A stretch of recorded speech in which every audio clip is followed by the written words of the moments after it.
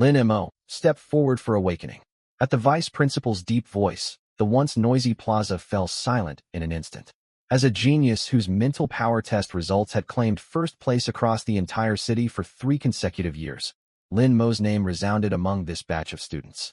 Everyone expected this prodigy to awaken an incredibly overpowered mage class and soar to great heights. Lin Mo took a deep breath to calm his racing heartbeat and strode slowly up to the high platform. As a transmigrator, he understood all too well the cruelty of this world. Strength dictated authority, and one's class defined their ceiling. The weak could only scrape by, surviving in the cracks of despair. He gently laid his palm against the cold awakening stone. Hum! The stone tablet shuddered violently, and a blinding pillar of white light shot straight toward the sky. The teachers below all stood up, their eyes brimming with anticipation. Such commotion, at minimum, an epic tier class. It might even be legendary. A true powerhouse will rise from Weiguang City. Yet once the white light faded, the words etched upon the stone tablet plunged the entire venue into deathly silence. Basic class, warrior. Talent, block common grade, level 1. All damage received is reduced by 10 points each time you take damage. Each talent level increases block's effect by 10 points. Silence. After the stagnant quiet came a tide of jeers and murmurs. No way. He has such extraordinary mental power, but didn't awaken a mage? How can this be? That's it. Just a warrior? A plain common tier warrior at that. Block reduces damage by 10 points? Ha! Even Uncle Lee the Butcher's awakened talent, precise butchery, is better than this. What good is ranking first in mental power? The heavens have played a massive joke on him. The vice principal's originally eager face fell, disappointment plain to see in his eyes. Next, Su Xiaoli. Lin Mo stood atop the platform, staring at the plain talent description and tugged his lips into a self-deprecating smile. A mere 10 points of damage reduction. Talents leveled extremely slowly, requiring enormous amounts of experience, often measured in years. For ordinary people, raising a talent from level 1 to level 2 took at least 1 year. Level 2 to level 3 demanded 3 years, and each subsequent level required far more time. Even if he poured effort into leveling his talent, he would only gain a few dozen points of damage reduction after a decade. Against attacks dealing thousands or even tens of thousands of damage in the later stages, this ability was nothing short of laughable. He had long known his exceptional mental power stemmed from being a transmigrator, yet this result still stung deeply. Suddenly, Lin Mo froze. A stream of pale golden data cascaded across his retinas like a waterfall. Detected host meets mental will requirements. 100 million-fold experience system activating 100 million-fold experience module loaded successfully. Current experience multiplier, 10,000x each level up. Multiplier increases by 1,000. Each class advancement, multiplier times 10, level up experience multiplier times 10. Effective range, all obtainable experience. Whoa, his cheat code had arrived. An uncontrollable surge of joy welled up inside him. It was an experience multiplier system. His base multiplier stood at an astonishing 10,000 times. Right now he was level 0. Every level added another 1,000x multiplier. Once he reached level 20, his experience gain would hit 20,000 times. After the first advancement at level 30, the multiplier multiplied by 10. At that point, his experience gain would reach 300,000 times. Every level up would add another 10,000x multiplier. After the second advancement at level 90, his multiplier would skyrocket to 9 million times. And there were third, fourth, fifth, even sixth advancements waiting ahead. Just thinking about it filled him with awe. In this world where everyone awakened a class, leveling required experience, skills required experience to upgrade, and talents also demanded experience to strengthen. Whoever possessed experience held everything. Think about it. While others' talents linger at just a few levels, his would already be thousands of levels strong. You mock my level 1 block talent as useless? Then let me ask you this. What would you call me when block reaches 10,000 levels? And 1,000,000 levels? Have you heard of the Shield Sovereign? Ignores piercing damage, ignores true damage, ignores all attributes. Every hit is reduced by a fixed value. The noble block mechanic. Once he activates his ultimate ability, foes flee in terror. He suppressed the ecstasy swelling in his chest. As he turned to step down from the platform, a petite figure walked to his side. It was Su Xiaoli, a girl blessed with inhuman strength from childhood. When they were 5 years old, her immense strength made the other children at the orphanage treat her like a monster, bullying and isolating her. Lin Mo had just recovered his memories as a transmigrator back then. He could not bear to watch the poor girl suffer. And so Su Xiaoli became his little follower. At 17, Su Xiaoli confessed her feelings to him. Lin Mo hesitated briefly before agreeing. The two became the most admired couple in school. She carried an off-white bear sling bag, and her head only reached Lin Mo's chest. A petite, youthful girl through and through. Lin Mo, don't be sad. You still have me. I'll take care of you from now on. Her voice was gentle and clear, her gaze earnest, filled with comfort and resolve. I'm not sad. Lin Mo struggled to hold back the grin spreading across his face.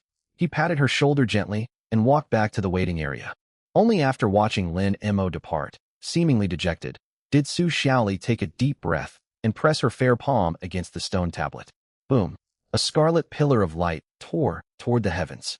Violent ripples of force exploded outward from the tablet, instantly pulverizing the tables and chairs on the platform. Two gleaming golden characters blazed like the midday sun upon the stone. Awakened class.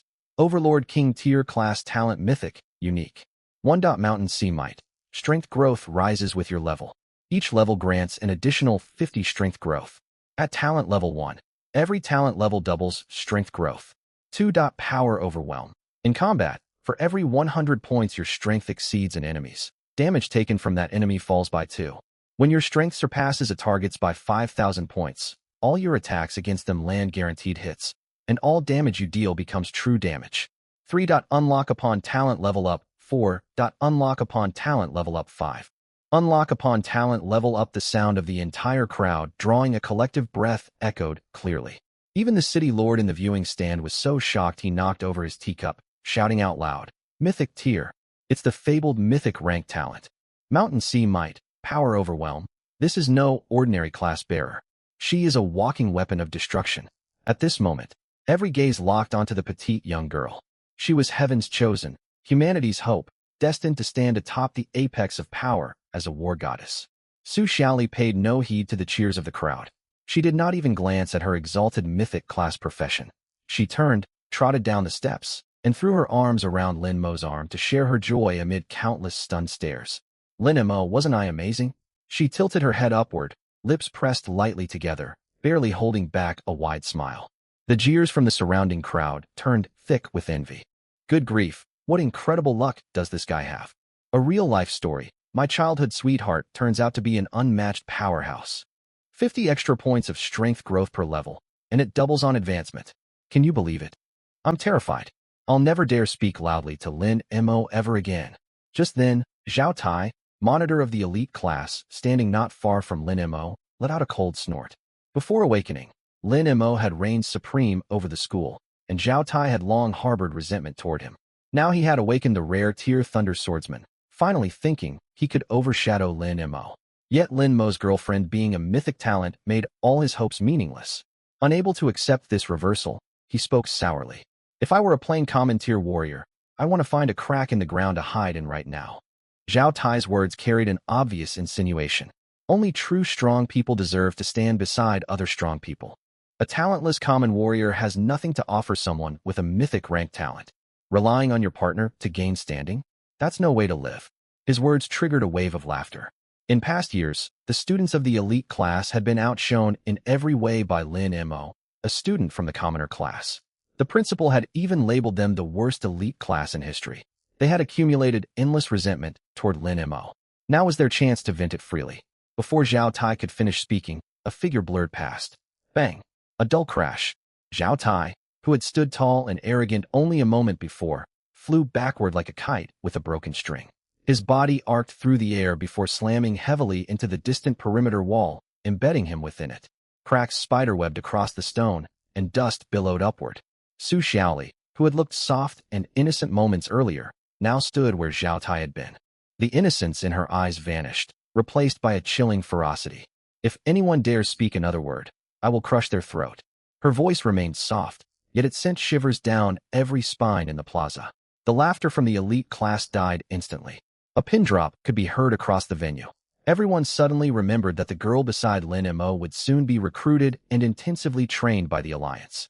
Chaos erupted as teachers rushed to check Zhao Tai's injuries. Su Xiaoli was about to strike again. Lin Mo reached out and held back the furious young girl. Why stop me? The murderous aura radiating from Su Xiaoli vanished in an instant. She pouted, looking dejected. When he saw you before, he would shrink away. Now he's acting so arrogant. Don't waste energy on these fools. Lin Mo smiled faintly. A single remark struck a crowd of people. Those who had been mocking Lin Mo fell silent, overcome with stifling frustration. If not for Su Xiaoli standing beside him, they would have moved against Lin Mo on the spot. Rubble trickled down from the awakening plaza. Zhao Tai remained pinned against the fractured wall, his condition unknown. Silence hung over the crowd. No one dared meet the gaze of the petite girl standing at the front. Instead, they looked toward Lin Mo with complicated expressions. A young man raising his childhood companion, who possessed strength enough to shake mountains. That was the perfect way to describe Lin Mo and Su Xiaoli. Everyone knew they were orphans who had relied on each other since childhood. More often than not, Lin Mo acted like an elder brother to her. Whoosh! A violent gust of wind swept across the plaza. Clouds in the sky were torn apart by sheer force. A shadow griffin over 10 meters long folded its wings and crashed down like a meteor in the center of the square. Powerful wind pressure forced everyone to stagger backward. Two figures leaped down from the griffin's back. The woman walking ahead wore ice blue star-weave mage robes, with a striking platinum badge pinned to her chest. The Weiguang City Lord trailed behind her like an attendant. A fifth advancement powerhouse. An envoy from the Alliance headquarters. The vice principal gasped, his legs giving way as he sank to his knees. The woman's name was Qinlan. She ignored everyone, her gaze locking onto Su Xiaoli like a searchlight. Mythic rank. A king's chosen class. When Qinlan saw the words king's chosen class, her eyes widened abruptly.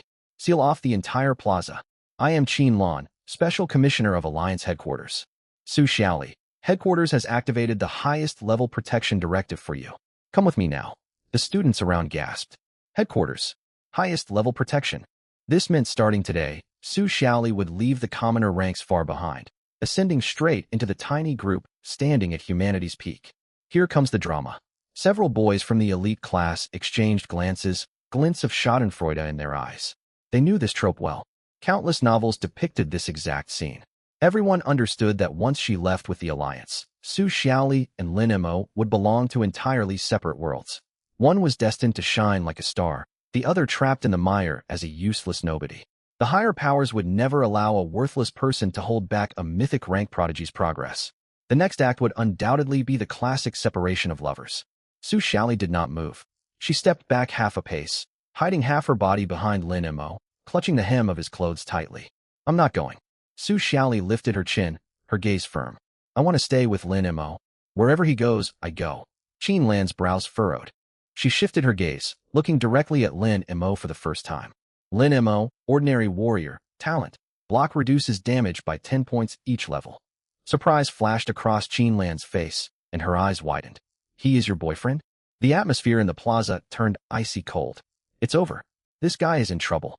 This useless burden will definitely be forced to separate from her. Let's watch how he gets humiliated. Qinlan stepped forward 2 paces. She stared at Lin Mo and reached into her storage ring. Everyone held their breath. The next moment, Qinlan pulled out a black and gold card and pressed it into Lin Mo's hand. What's this? Lin Mo glanced down. This is an Alliance black gold card. It holds a credit limit of 50 million Alliance coins. Holders enjoy premium benefits across all Alliance facilities. It will serve as your identity card from today onward. Qinlan lowered her voice, speaking quickly. A villa in the secure zone of Core City. Ownership paperwork can be finalized today. Lin Mo frowned in confusion. Why give me all of this? Not only Lin Mo, but every teacher and student stood dumbfounded. There was no demand to break off their relationship. Instead, she offered immense wealth and resources outright. No one could figure out what was unfolding. Qinlan looked equally confused, as if wondering why everyone reacted with such shock. Her records stated the two had grown up relying on each other and were each other's most important person. She had handed the benefits to the correct individual. Qinlan sighed and explained. This is the spousal and family benefit provided by the Alliance for core members. As the family of a mythic core member, receiving benefits from the Alliance is perfectly normal. It is no different from granting benefits to the parents of a mythic rank professional. She then raised an eyebrow. You all didn't expect me to force them apart, did you? Headquarters has countless high-ranking female battle warriors and mages, all single. Every single one sets impossibly high standards. Some are over 100 years old and have never even held a man's hand. The Deputy Alliance leader's hair has turned white, worrying about their mental well-being. She nodded towards Su Xiaoli, still hiding behind Lin Mo. This girl is a mythic talent. Once she advances to higher tiers, she will look down on everyone else. Having a partner already is an unexpected stroke of luck. Headquarters fully supports their relationship. What's more, their bond is protected by Alliance law. Anyone attempting to separate them would be breaking the law. The plaza fell into dead silence. Seconds later, chaos erupted. Whoa, this is nothing like the novels. 50 million. Plus a villa in Core City's secure zone. I want that too. A lifetime of comfort without lifting a finger. He's just a common tier warrior. What does he have to deserve this? I'm seething with envy. How can this guy have such incredible luck? Countless boys burned with jealousy. The young men of the elite class twisted with resentment, grinding their teeth. They had anticipated watching Lin Mo fall from grace. Instead, Alliance officials had handed everything to him on a silver platter. Lin Mo stared at the black gold card, fighting back laughter. Truly, reality differed greatly from mindless web novels. Forcing couples apart was a foolish move that earned endless hatred. Anyone with basic foresight would never attempt it. If you invested resources to nurture a prodigy, yet made an enemy of her, would you not fear retaliation once she grew powerful? The Alliance was not foolish. As for the crowd's reaction, they had clearly read too many low-quality fantasy novels. He turned and ruffled Su Xiaoli's hair. Xiaoli, go with Commissioner Qin. Lin Mo's tone was gentle. I won't. Su Xiaoli's eyes reddened, and she hugged Lin Mo's waist tightly. I don't care how many resources they offer. All I want is you. Listen to me. Lin Mo lifted her face and met her eyes directly. Your talent requires superior instructors and access to secret realms. If you stay in Weiguang City, you will never receive the best possible training. Lin Mo could only offer Su Xiaoli limited support. Only within the Alliance could she gain the resources she needed. The world was far from peaceful. Only true personal strength could guarantee safety. That applied to Su Xiaoli as well. Though Lin Mo possessed his system, he could not guarantee he could protect her at every moment. Her own power was her greatest safeguard. But there is no need for worry, Qin Lan said softly. Core members of Su Xiaoli's standing hold the right to bring family members with them. You can reside in the premium family quarter within Core City. Not even a mosquito could reach you without permission. Su Xiaoli's eyes lit up. I decline. Lin Mo answered without hesitation. He knew of the premium family quarter. It was an isolated pocket dimension with no monsters at all, and entry and exit were heavily restricted. With his 100 million-fold experience system, that kind of life would be dreadfully dull. Relying on another's strength was fine for occasional comfort, but he had no desire to live that way forever. Lin Mo, I don't want to leave you. Su Xiaoli stared at him pitifully, looking as if she feared being abandoned. Don't worry. I will come find you at Alliance headquarters before long. Lin Mo wore a relaxed smile. Su Xiaoli stared steadily at Lin Mo. She knew better than anyone the pride deep within him. He had always stood at the top. He would never settle for living off someone else's strength. But he didn't possess outstanding talent. Could he truly pull it off? Soon enough, she chose to believe in Lin Mo. She had never once seen him fail to solve anything. Lin Mo was a miracle. He was her entire world. All right. Su Xiaoli sniffled and let go of her grip. When Qin Lan learned of their decision, her expression darkened instantly. All surrounding sounds vanished out of nowhere. A sound isolating artifact? Lin Mo turned toward Qin Lan, surprised. This is my skill, Qin Lan replied. Nothing spoken here will be heard by outsiders. Do you have something important to tell us, Envoy Qin? Lin Mo frowned. Do you know what the king's selection is? Both of them shook their heads. Qin Lan's gaze turned grave. The Alliance has blocked information about this region for now, but the secret cannot stay hidden forever. Occupation ranks usually correspond to talent grades, yet things are different for mythic tier talents. A king tier occupation never manifests alongside a mythic tier talent. It is far rarer and far more powerful. When both manifest within a single person, we call it the king's selection. Its power holds immense allure for countless people, especially the great aristocratic clans and massive consortiums. The last time someone bore both such talent and occupation was the Dragon Emperor, 500 years ago. Seeing Lin Mo and Su Xiaoli listening quietly, Qin Lan continued. In short, they will resort to every means possible to seize the power within Su Xiaoli. You mean Xiaoli will be in danger? Qin Lan said grimly. No, you will both be in danger. Consortium leaders wield enormous power, and aristocratic clans act without restraint. Their methods are nothing like those of the Alliance. You will understand what I mean once you cross paths with them. Lin Mo, you ought to leave this place together with Xiaoli. The core city can offer you complete protection. You will want for nothing, without needing to accomplish a single task. Lin Mo fell silent. Was he expected to live entirely relying on others? I'm sorry, but I cannot go. Lin Mo shook his head. From everything he could judge, stepping foot into the core city would mean losing his personal freedom. You may not have a choice. Qin Lan's expression turned icy. Frigid aura erupted outward from her body.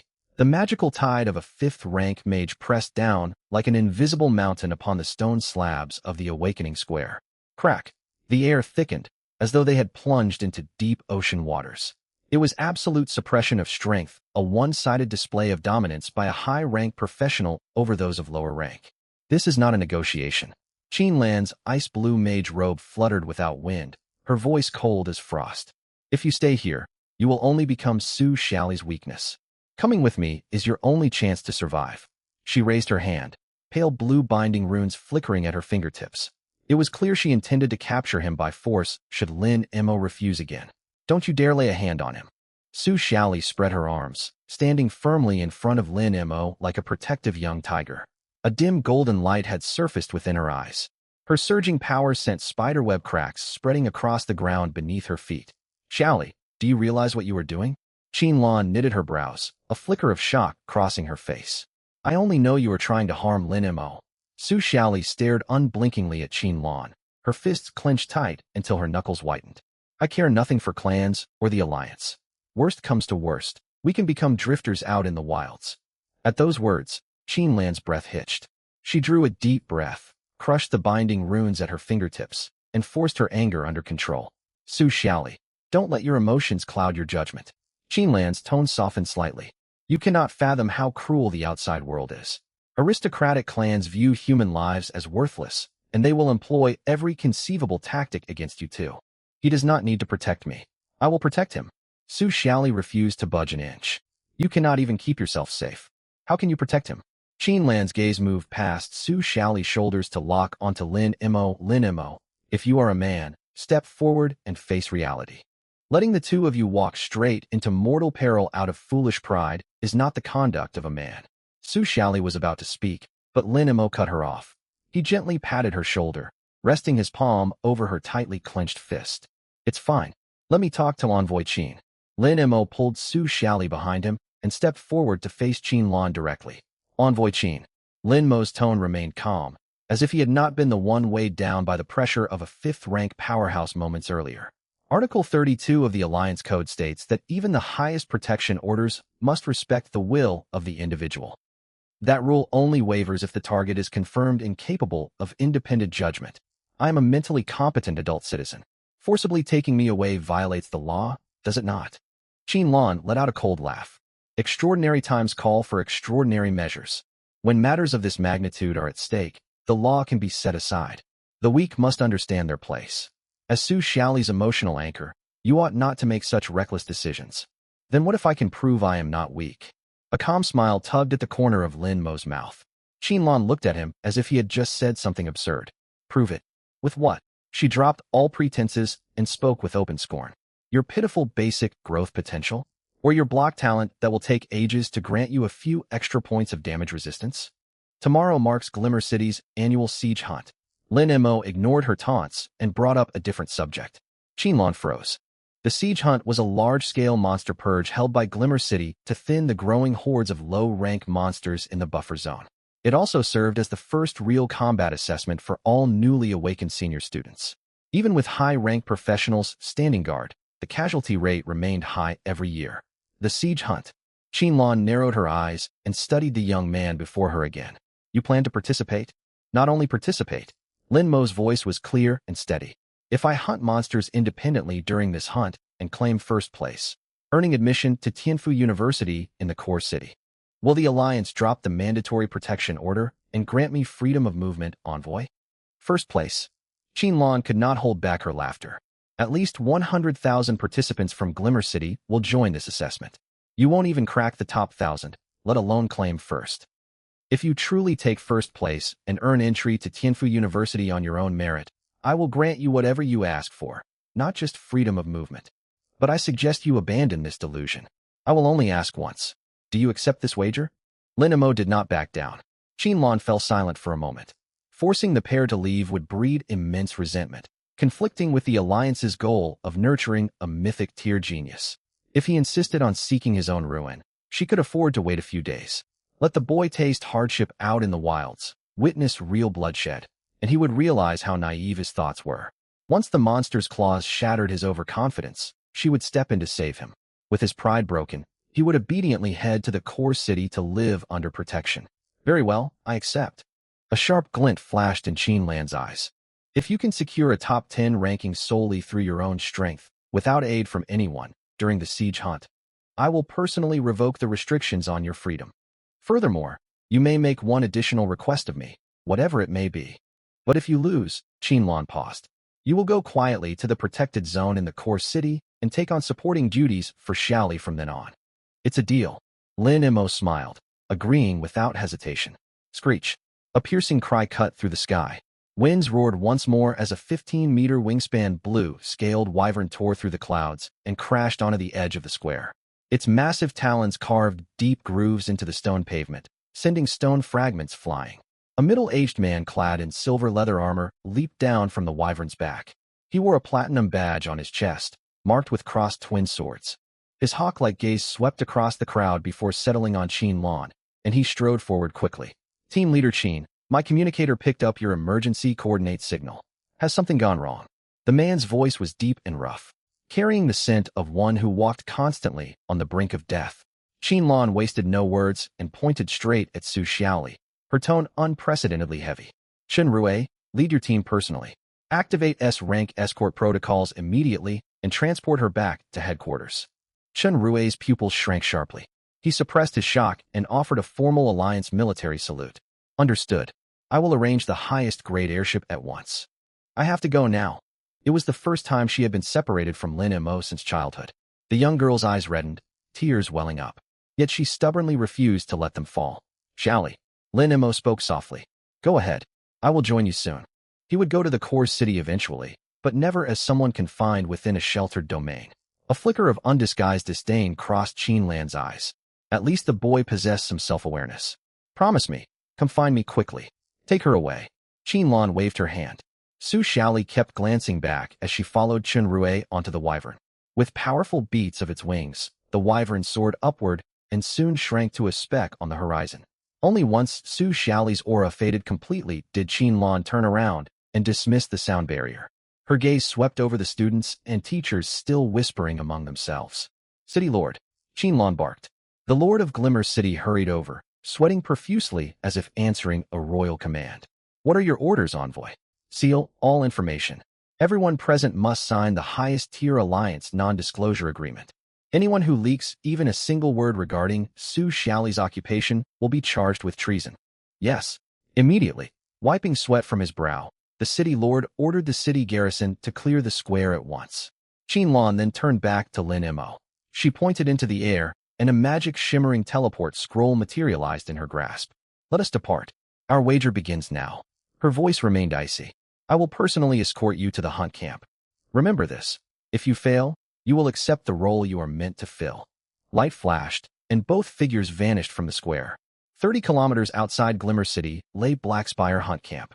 This was the frontline fortress of the city garrison defending the monster buffer zone, and the site of every senior student's combat assessment. Tall, refined steel walls bore dark brown, dried bloodstains, and the air reeked of smoke mixed with rotting flesh. Qinlan arranged Lin Mo in a temporary single dormitory before leaving. Deep into the night, Lin Mo sat on the hard wooden bed, listening to occasional monster howls drifting through the window. A faint smile tugged at his lips. In his mind, he opened the pale golden status panel. Lin Mo, level 0, talent, block LV.10/10. Reduces all incoming damage by 10 points whenever you take damage. Talent effect increases by 10 points for each level gained. HP, 100, Mana, 100. Strength, 10, Constitution, 10, Spirit, 10, Speed, 10.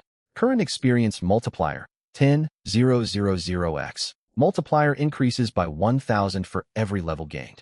Was the block talent worthless? It did not matter. If he leveled up fast enough, it would become an overpowered divine skill. Time to test just how powerful my ability is. Don't let me down. 10,000 times experience gain. Let me see your limits. Lin Mo picked up a blade and sliced it across the back of his hand. No cut appeared, as though he had struck tough rhinoceros hide. 0. Block activated. Damage reduced by 3 block talent EXP plus 10,000. Ding. Block talent rises to LV.2 ding. Block talent rises to LV.3 ding. Block talent rises to LV.4. Sections omitted. A single slash pushed his block talent straight to LV.12. His power worked even better than Lin Mo had anticipated. Talent experience was notoriously difficult to obtain. For anyone else attempting this method, they might dull their blade and gain not a single point of experience. But his ability locked the minimum experience gained from any trigger to 1 point. That was how one light cut earned him 10,000 experience points. Realizing how overpowered his power was, Lin Mo struggled to contain his grin. Holding back laughter was surprisingly difficult. If he did not fear being labeled insane by nearby residents, he would have laughed aloud. 1 slash granted 10,000 experience points. How high could he level if he continued all night? Early the next morning, the Great Hall of Blackspire Hunt Camp buzzed with activity. Thousands of awakened senior students from all schools across Glimmer City had assembled. They clustered in groups, clad in newly purchased low-grade gear provided by their families. They were chatting nervously and excitedly about the upcoming assessment. In the world of occupation bearers, venturing out without a team was a death sentence. Cooperation and dividing roles to maximize each person's strengths were essential to surviving the wilds. This was common knowledge. Lin Mo walked into the hall wearing the plain gray uniform issued by the school, unarmed. He glanced at the talent level displayed on his panel and smiled faintly. Block LV.563 reduces all incoming damage by 5630 points whenever you take damage.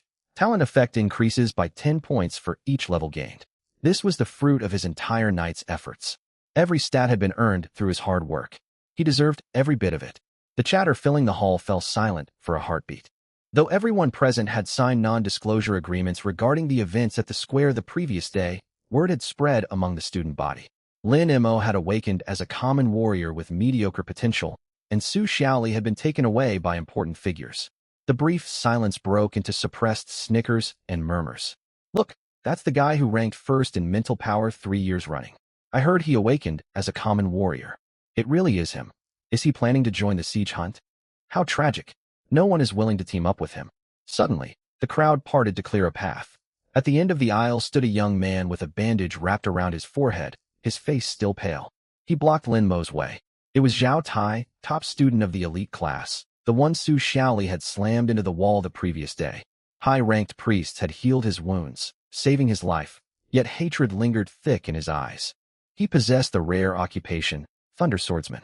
He wore polished fine plate armor, and an electric crackling sword hung at his waist. 4 fully equipped companions stood behind him, forming a standard 5-man elite squad. I truly admire your courage, Lin Mo. Zhao Tai wore a mocking sneer and raised his voice deliberately. You had that woman shielding you yesterday. Who will protect you today? You don't honestly think anyone here will tolerate you, do you? Lin Mo let out a scoff. He had never bothered wasting words on clowns. This dismissive attitude made Zhao Tai feel as though he had punched a pile of cotton, stoking his rage. For 3 years of high school, Lin Mo had looked at him with that exact expression. Now that Lin Mo had awakened to a mediocre warrior, what right did he have to carry such arrogance? Stop pretending. Zhao Tai stepped forward sharply, hand resting on his sword hilt, his gaze icy. Without that woman at your side, you might not even beat wild beasts. Beg us nicely, and we might offer you some help. Am I right, everyone? Exactly. Haha. Put on airs now, and you'll end up begging out in the wild. The surrounding students quickly joined in jeering. Lin Mo rolled his eyes. He had a unique power, so why shouldn't he carry himself with confidence? If they possessed such power, they would act far more arrogant than he did. What I can or cannot accomplish has nothing to do with any of you. Are your family trees missing your names, that you feel the need to seek attention by blocking my path? Or were your ancestors buried beside public waste grounds, explaining your constant stream of rude remarks? A bunch of shallow troublemakers. He chose to speak his mind freely. When others provoked you, you ought to respond. There was no sense standing silently and enduring unfair taunts. He would answer every person who chose to target him. Enough of your insolence, Lin Mo. All laughter died away, and the onlookers grew furious. On the observation platform on the 2nd floor of the hall, Qinlan folded her arms, looking down at the arguing crowd from above. Envoy, should I step in to stop this? Camp Commander Zhang, a scar-faced man, asked quietly. Lan watched Lin Mo trading barbs with the crowd, the corner of her mouth twitching slightly. Go intervene before they start fighting in here. Boom, boom, boom. Heavy war drums reverberated throughout the camp. The half-meter-thick steel gate screeched with the friction of machinery as it slowly slid open to both sides. A cold robotic voice blared over the camp speakers. The siege hunt commences. All personnel, proceed to the buffer zone. The true hunt had begun. Zhao Tai, who had lost the argument, shouted indignantly.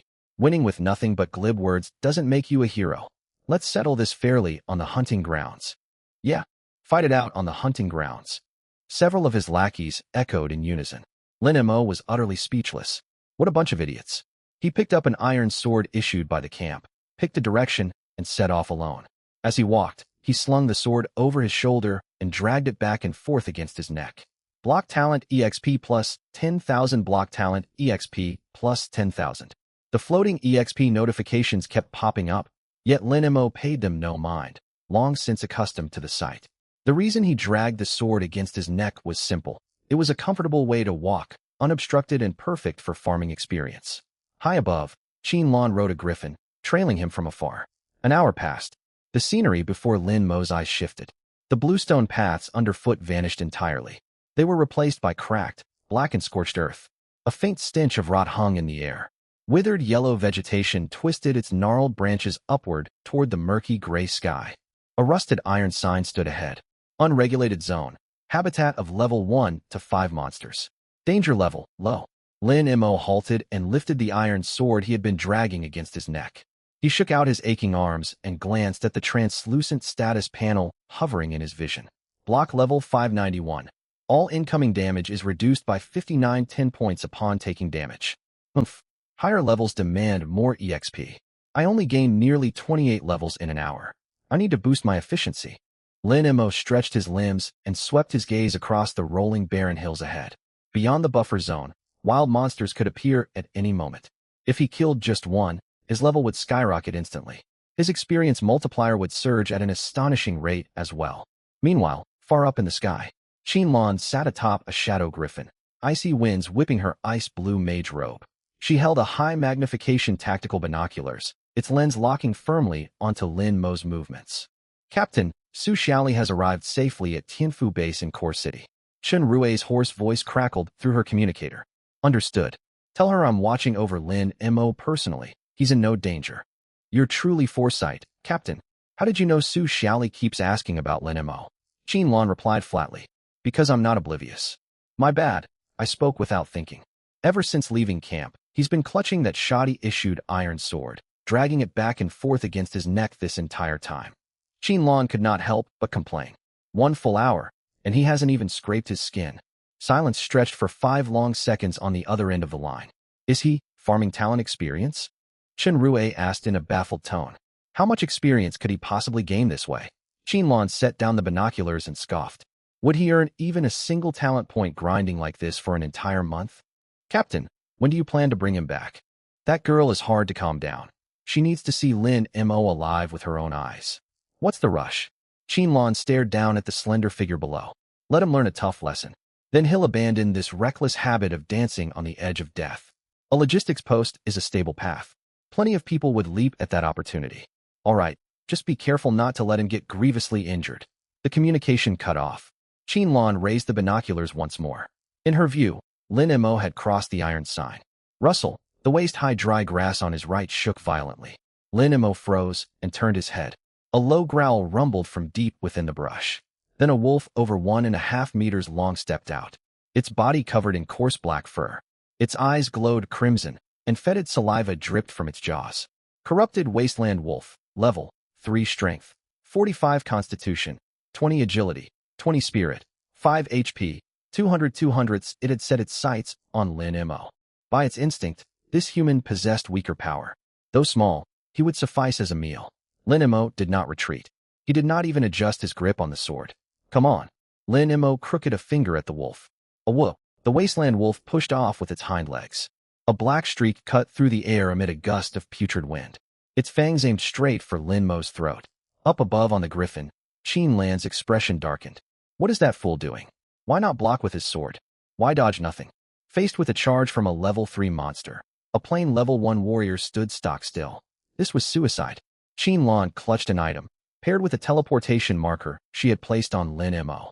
If she activated it, Lin Mo would instantly teleport to her side. She wanted him to suffer a setback, but if something fatal happened, she would never be able to explain to Su Xiaoli. Right before she triggered the item, Lin Mo thrust his hand straight into the wolf's gaping maw. A woo, the wolf whimpered in agony. No gushing blood, no sickening crunch of broken bone. Instead came a dull, heavy crack, as if it had bitten down on a solid steel ingot. A pale gray number floated slowly above Lin Mo's head. 40 damage received. 5,910 damage blocked. The wasteland wolf released its grip and stumbled backward in pain. Human-like confusion flickered in its eyes. Most of its sharp fangs had shattered, as though it had sunk its teeth into a high-rank boss's armored hide. Its attack power stood at 45 points. Lin Mo's block negated 5,910 damage. It was akin to smashing a tofu block against a mountain. The gap was insurmountable. I don't feel a thing. Lin Mo twisted his neck and looked down at the wolf. Little guy, how does my hand taste? Lin Mo's base strength was 10 points. With the iron sword's bonus 5 attack, his total attack reached 15. Swish. He swung the sword down, crude and driven purely by brute force. The iron blade crashed onto the wolf's spine. 5. Defense equals half of constitution, so the wolf's defense was 10. 15 minus 10 equaled exactly 5 damage. A shallow cut appeared on the wolf's fur. Its HP bar barely shifted. Yet this trivial injury ignited the monster's bloodlust completely. It lunged madly at Lin Mo, slashing with claws and snapping its jaws. Bang! Bang!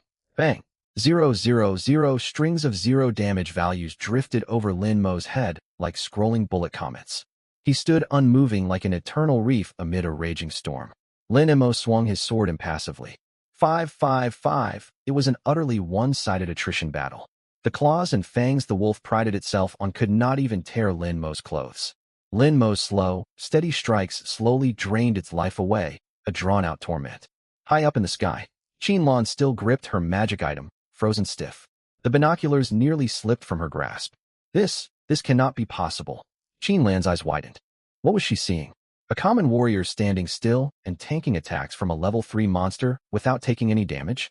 Even if his talent was block, a low-level talent could only negate around 10 damage at most. The wolf's attack was a solid 45 points. Where had the remaining damage gone? Equipment? Impossible. He wears only rough camp-issued cloth robes with 0 defensive stats. Potions? He hasn't consumed any potions at all. What on earth is going on? Qinlan drowned in confusion, questioning all the professional knowledge she had learned over the years. Before she could untangle her thoughts, the battle below reached its end. Lin Mo seized an opening and drove the sword precisely into the wolf's eye. 30. Vital strike. The wasteland wolf's body stiffened. It twitched twice before dissolving into motes of light in unwilling defeat. A gray wolf pelt lay on the ground. Killed corrupted wasteland wolf level 3. EXP gained, 20 points. The moment the notification echoed in Lin Mo's mind, the pale gold status panel in his vision blazed brightly. Current EXP multiplier detected, 10,000x. Actual EXP obtained, 200,000 points. A condensed, brilliant golden light surged from beneath Lin Mo's feet, wrapping around his body like liquid mercury. At that instant, surging, unimaginable warmth flooded every limb. Every cell thrilled, every meridian widened. Ding. Level up to level 1. Ding. Level up to level 2. Ding. Level up to level 3. Ding. Level up to level 16. Ding. Level up to level 17. The golden light came and went in mere seconds. Lin Mo stood where he was and slowly exhaled. He sensed the volcanic surge of power within him, and a grin spread across his face. 1 level 3 monster slain. He had jumped straight from level 0 to level 17. Moreover, as his level rose, his EXP multiplier snowballed from 10,000x to 27,000x. That meant his next kill would grant him 27,000 times the base experience. This ability, it's ridiculously overpowered. Anyone would struggle to contain their excitement. Level 17. Lin Mo gained 5 base attribute points per level. Every level automatically raised all attributes by 5, plus an additional 5 free attribute points to allocate. HP equaled Constitution multiplied by 10, Mana equaled Spirit multiplied by 10. His attribute growth paled beside mythic classes, but his leveling speed was unmatched. Lin Mo dumped all free attribute points into strength. Lin Mo talents. Block LV.591. Reduce all incoming damage by 5,910 points when taking damage. Each talent level increases block effect by 10 points. HP, 950. Mana, 950. Strength, 180. Constitution, 95. Spirit, 95. Agility, 95. Current EXP multiplier, 27,000x. Even without his iron sword, he could crush the wolf from earlier with a single punch relying purely on his stats. Silence hung heavy in the sky. Qinlan lowered her binoculars and rubbed her eyes hard. She must have misseen. The binoculars had to be faulty. No one gained 17 levels from killing a single monster. That defied all logic. Yes, it had to be an optical illusion. The sight would return to normal when she looked again. She took a deep breath, lifted the binoculars, and aimed at Lin Mo once more. Her jaw fell open the next second. What just happened? He really only killed one monster, right? Qinlan wiped her cheek and stared fixedly at Lin Mo far below. Ordinary hunters level up step by step. Top prodigies level faster by fighting monsters above their rank. But this man had unleashed 17 successive level-up golden lights after slaying just one beast? Was this reasonable? Did this comply with the laws governing awakened professionals? Records stored in Alliance headquarters stated the fastest leveling mythic class professional fought nonstop for an entire day within a top-tier EXP dungeon. They only reached level 5. Lin Mo had slain a wolf in roughly 1 minute. Is this person using some sort of cheat? Qinlan felt her mind grow numb. Could there be some new leveling method she, an old-timer, knew nothing about? Had the world changed so drastically in just a few years? She recalled Lin Mo's calm smile earlier, as if everything unfolded exactly as he planned. No, impossible. Even if he leveled fast, he might not claim first place. As Qinlan clung to this reassurance, Lin Mo suddenly tilted his head upward and shot a meaningful grin toward the sky. He dares to taunt me? Qinlan's mouth twitched. Lin Mo wasted no more time. He gripped his battered iron sword and marched deeper into monster territory. At level 17, killing low-level monsters would yield diminished experience. He needed foes at least his level to keep advancing. Shunrue. Qinlan activated her communicator. What's up, Captain? Did you bring that boy back? Pull every file the Glimmer City database has on Lin Mo. All of it. Every detail from childhood onward. Dig up everything. Got it. I'll start immediately. Lin Mo did not venture deeper right away. He opened his status panel. Upon reaching level 17, his skill bar glowed faintly. His first skill had unlocked. Notably, skills in this world were learned automatically upon leveling. Skill books were not scattered everywhere. That was why class rank carried such immense importance. Powerful classes naturally unlocked far stronger skills. A small number of rare items could grant new skills, yet such treasures were incredibly hard to come by. Lin Mo opened the panel and saw the brand new skill resting there. Parry LV.1. Parry incoming physical attacks with your weapon within 0.5 seconds. Reduce damage taken by 20 and reflect 5 physical damage. A perfect parry may stun the target. Each level increases damage reduction by 1 and reflected damage by 0.5. Cooldown, 2 seconds. Mana cost, 30. If he had advanced to a Flame Warrior or Thunder Warrior, he might unlock flashy moves like Flame Slash or Thunder Cleave. Unfortunately, he was merely a plain common warrior. Still, it was more than enough. Talents required class advancement to evolve, but skills could undergo their first evolution upon reaching level 100. Evolution brought fundamental transformation. If he remembered his textbooks correctly, parry would undergo a massive shift at level 100. It would evolve from blocking only physical attacks to intercepting all elemental damage. Reflected damage would convert into true damage. Just imagine the potential. If parry's damage reduction hit 100%, he would gain a 2-second invincibility window every cooldown. Anyone who fought melee combatants knew how oppressive such an ability could be. What drew Lin Mo's attention most was the reflect effect. Once the skill level grew high enough, striking him would mean receiving thousands of percent of your attack as reflected true damage. The thought made it impossible to hold back his smile. Pushing his thoughts aside, Lin Mo crossed the dried riverbed. On the opposite bank stood a tattered red warning sign. High-risk zone. Territory of level 15 to 20 monsters. Strictly off-limits to new recruits. High above the sky, Qinlan's expression turned sharp instantly. He's lost his mind? Hunting high-level monsters earns more points, yet the risk far outweighs any reward. Monsters level 15 and above possessed exponentially rising stats, fierce territorial instincts, and unbridled bloodlust. Even elite professionals of equal level fully equipped, could only fight them to a stalemate. He was a common-class warrior. Even at level 17, without proper gear, his combat capacity was limited. Reckless fool. Does he truly believe reaching level 17 makes him invincible? Qianlong snorted, yet a teasing smirk tugged at her lips. This works out. Let him taste defeat, and I can bring him back. The moment Lin Mo faced mortal danger, she would activate the teleport.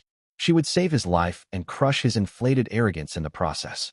Down below, on the river's far bank, the scent of blood thickened abruptly. The scorched earth took on a dark crimson hue, and silence fell so complete, not even wind could be heard. Thud, thud. Heavy footsteps echoed from the dry forest ahead. The ground trembled faintly. Lin Mo halted and lifted his gaze. A colossal beast nearly 3 meters tall crashed through dead trees and stepped into view. It was a giant bear with fur stiff like steel needles standing on end, crimson eyes, and scraps of flesh clinging to its massive paws. Berserk Blood Bear Elite.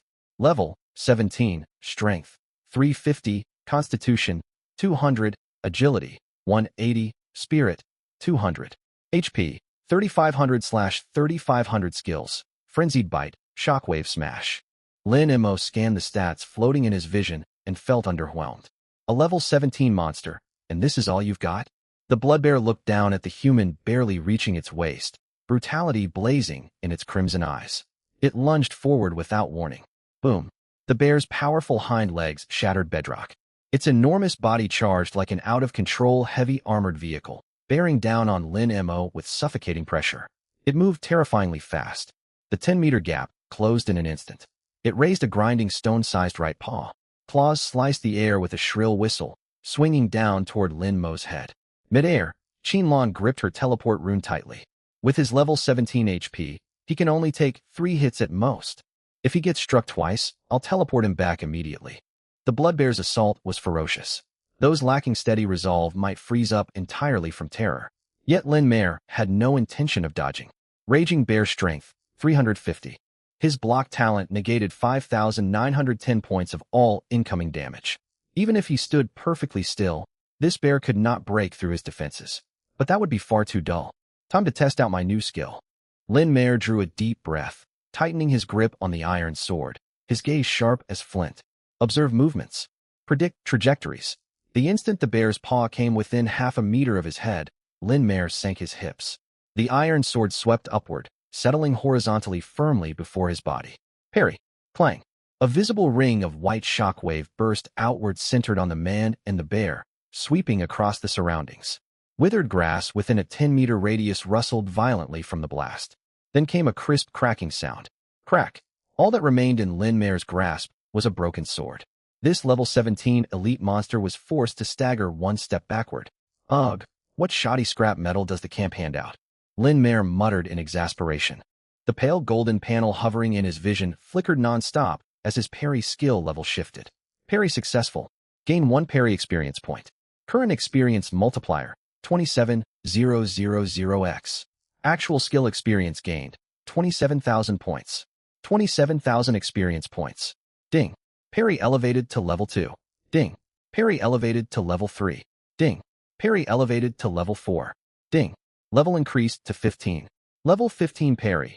Use a weapon to parry enemy physical strikes, reducing physical damage taken by 34 and reflecting 12 of incoming physical damage. Lin Mare's eyes widened. Just one successful parry pushed the skill all the way to level 15? Old Jin's ability that locked base experience gained to a minimum of 1 point had activated again. For anyone else, dozens upon dozens of perfect parries might barely net a single experience point. But for him, triggering the skill effect guaranteed at least 1 point. And that single point would then be multiplied 27,000 times by Old Jin's power.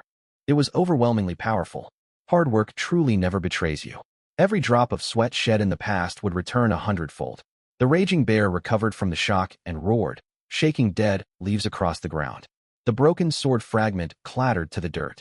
Lin Mare tossed the remaining half of his blade aside. High above, Qianlong clenched her fists.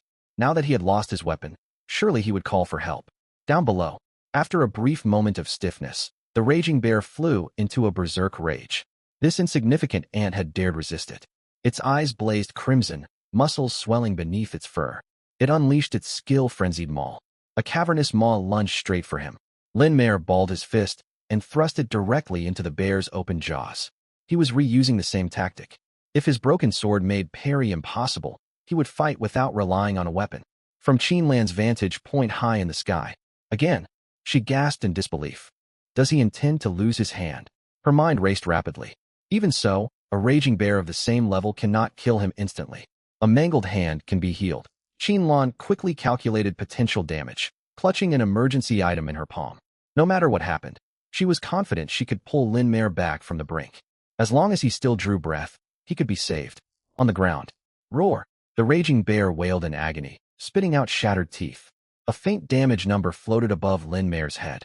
0. That was the beauty of his block ability. Just like champions holding their ground against endless assaults, Lin Mayer could take this bite without fear. Even the ultimate skill of a monster of this level could only deal 700 to 800 damage at most. Against his absurd block value, it could not even force a scratch of damage. Lin Mayer pulled his right arm back sharply, veins bulging beneath his skin. He unleashed a straight punch with full force. A dull sonic boom rippled through the air. His fist crashed solidly into the bear's soft abdomen. 80. The raging bear possessed 100 defense. With 180 strength, Lin Mayer's punch dealt exactly 80 damage. It was not weak damage by any measure, yet it amounted to little more than slow whittling. But it was enough. Today, he would wear down this elite monster using nothing but his bare fists.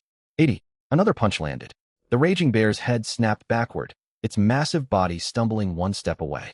Lin Mayer pressed forward instantly, his left fist slamming heavily into its chest. Bang. 80.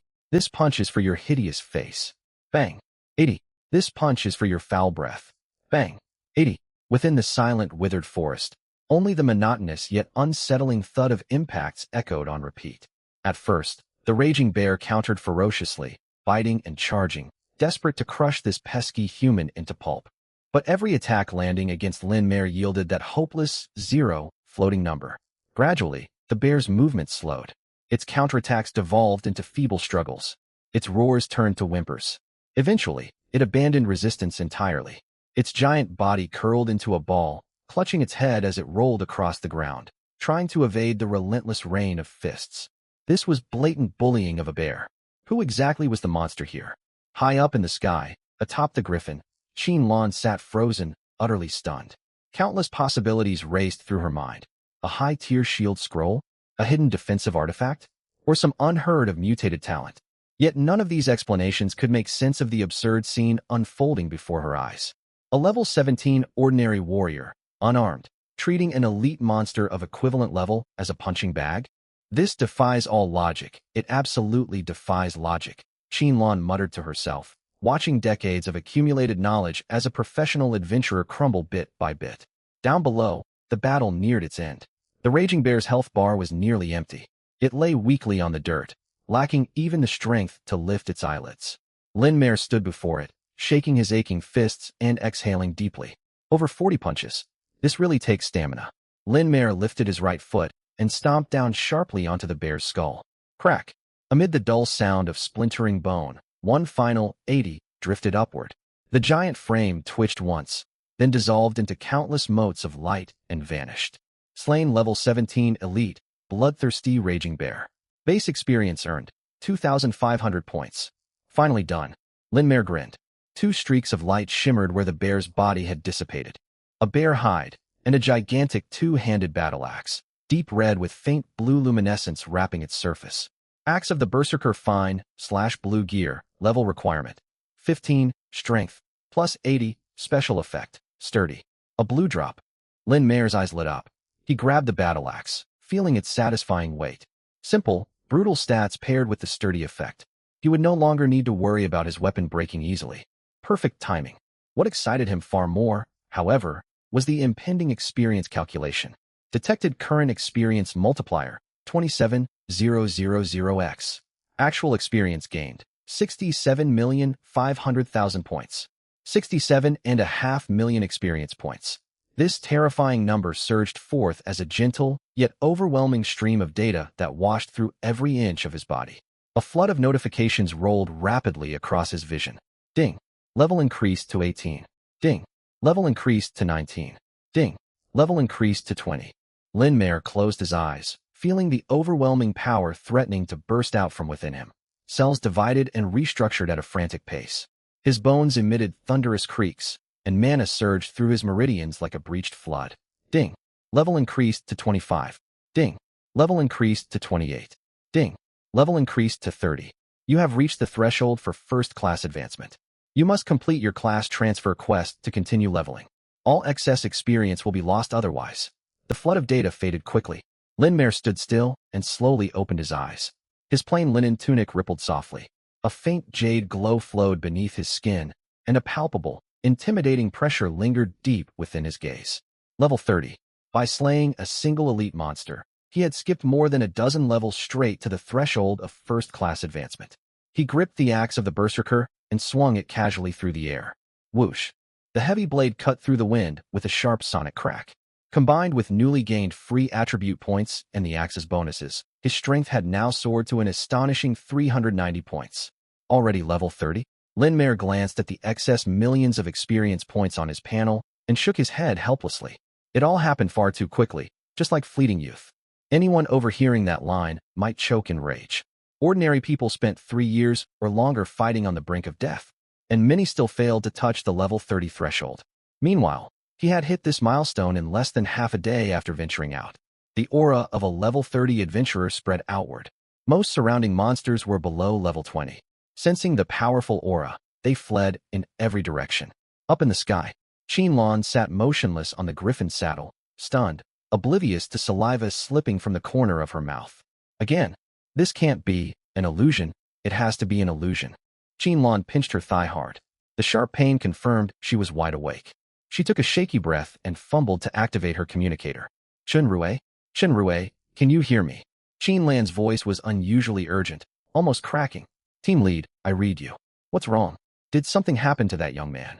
Chunrui's steady tone came through the device. I told you.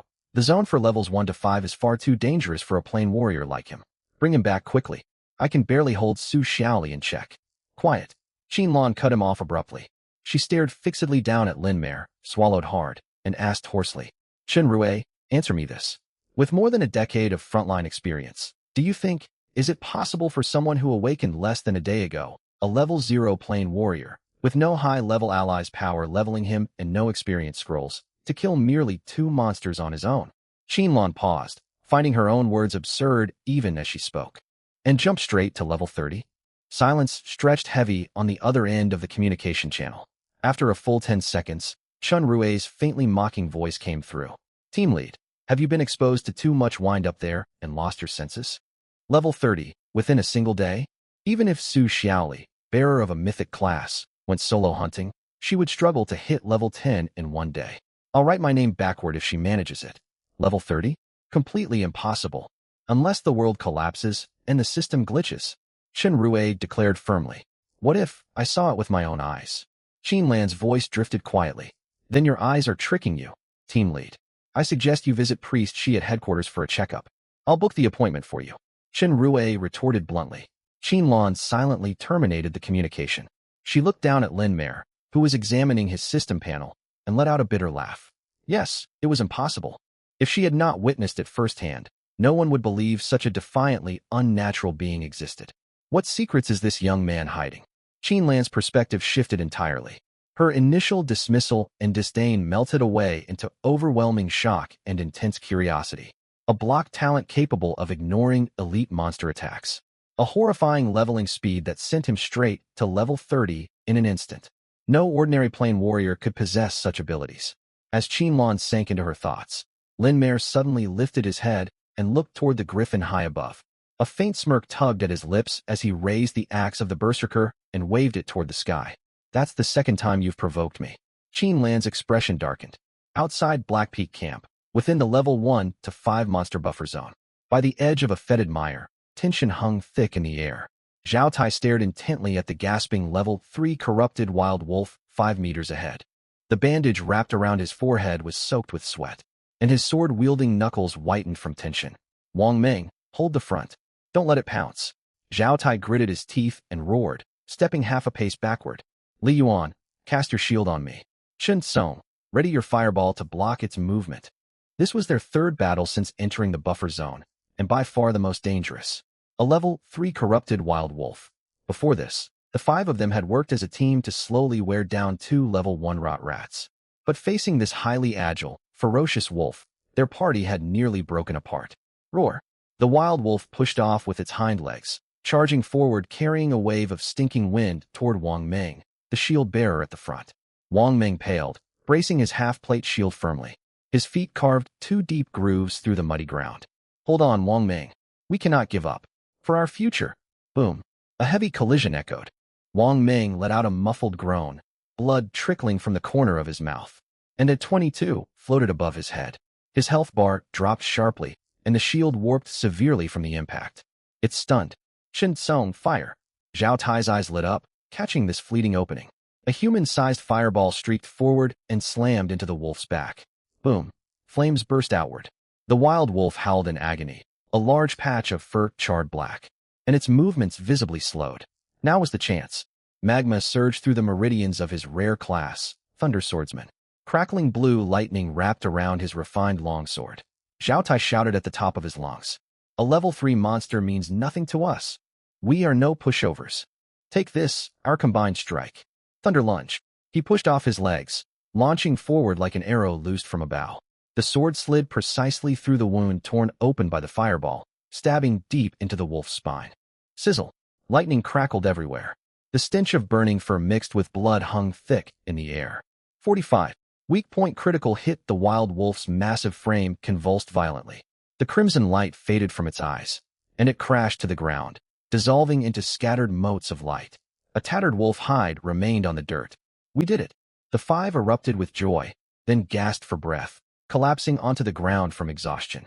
A faint white glow washed over them, and the party experience bar climbed upward slightly. Captain, I pulled through. Wang Ming tossed aside his battered shield and clenched his trembling fists. It was so close. My defense nearly broke. Well fought. Excellent work. Zhao Tai pushed himself upright, leaning on his sword, and patted Wang Ming's shoulder in encouragement. He quickly opened his status panel and stared at the clear jump in his experience bar before laughing loudly toward the sky. Truly rewarding fighting a level 3 monster. We gained experience beyond expectations for defeating a foe 2 levels higher than us. My experience bar is already at 12%. Hearing this, the 4 exhausted teammates lit up. Amazing Tai. That perfectly timed finishing strike was incredible. Mage Chun Tsung hurried over, giving him enthusiastic praise.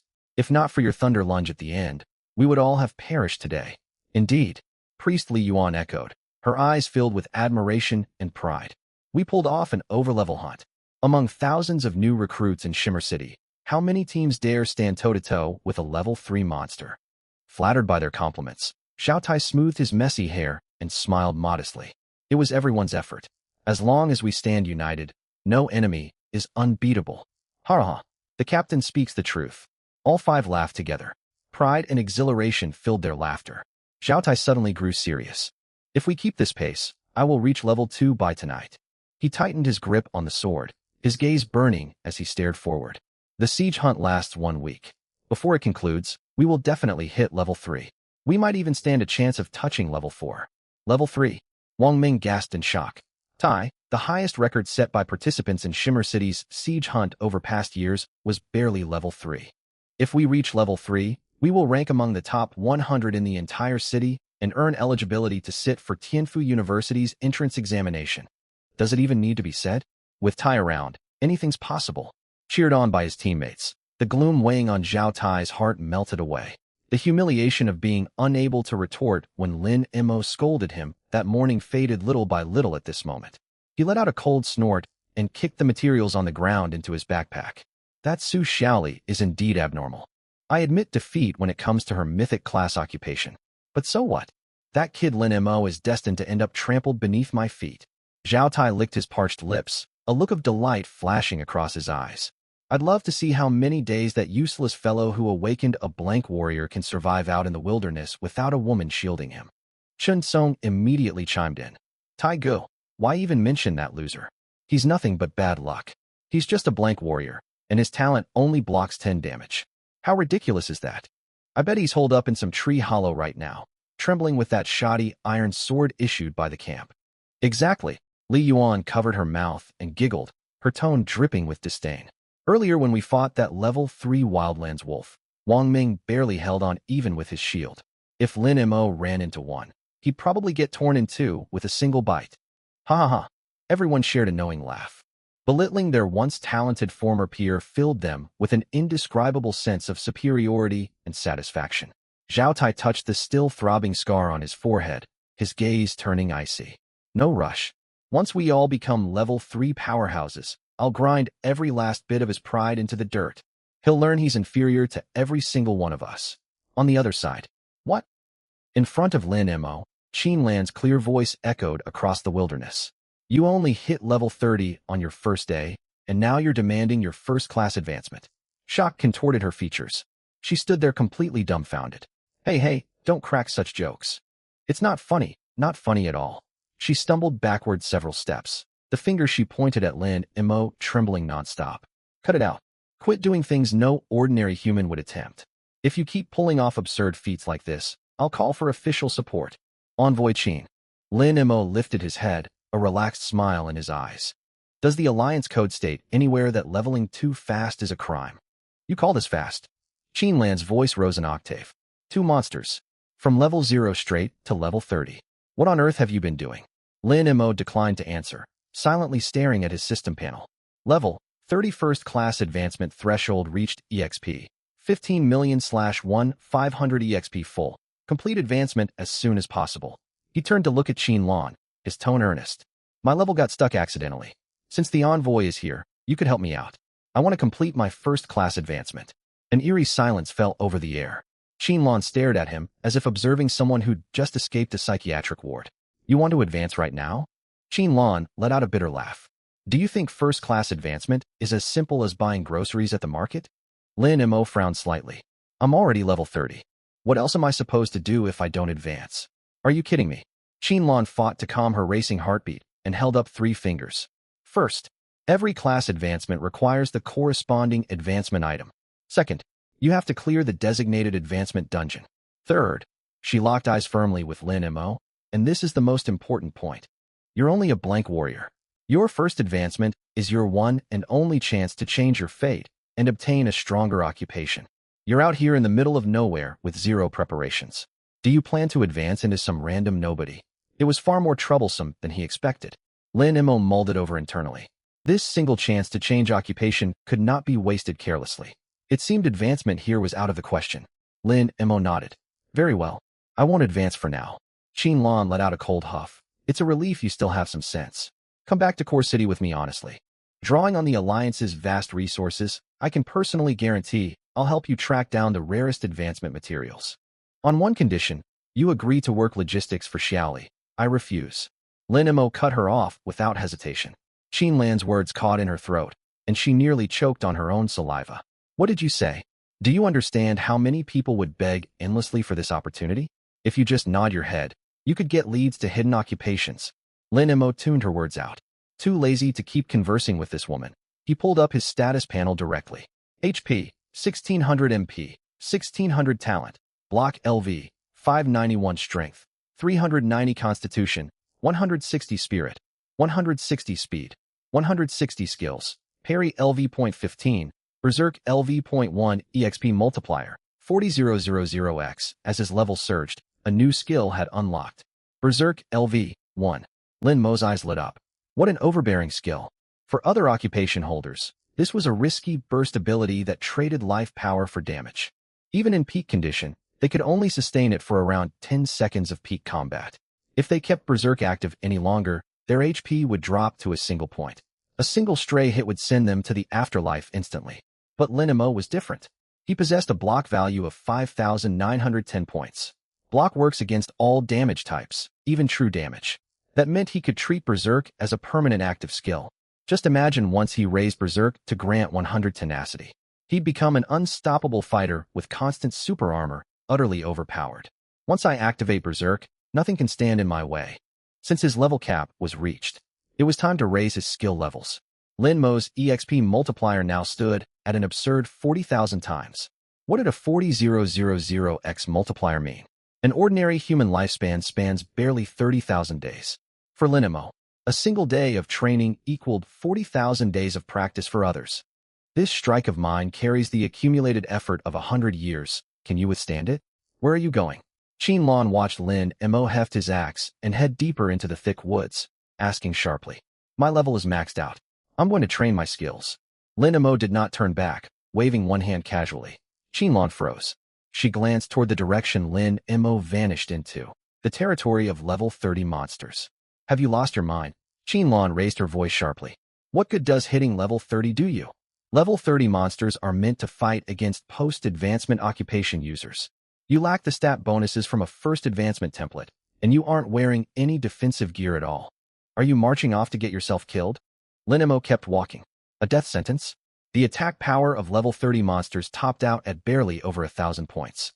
They couldn't even break through his defenses. What he lacked right now was not more stats. He needed monsters to act as training dummies to farm skill proficiency. If the envoy has nothing better to do, you can watch from the sidelines. Just don't get in the way of my fights.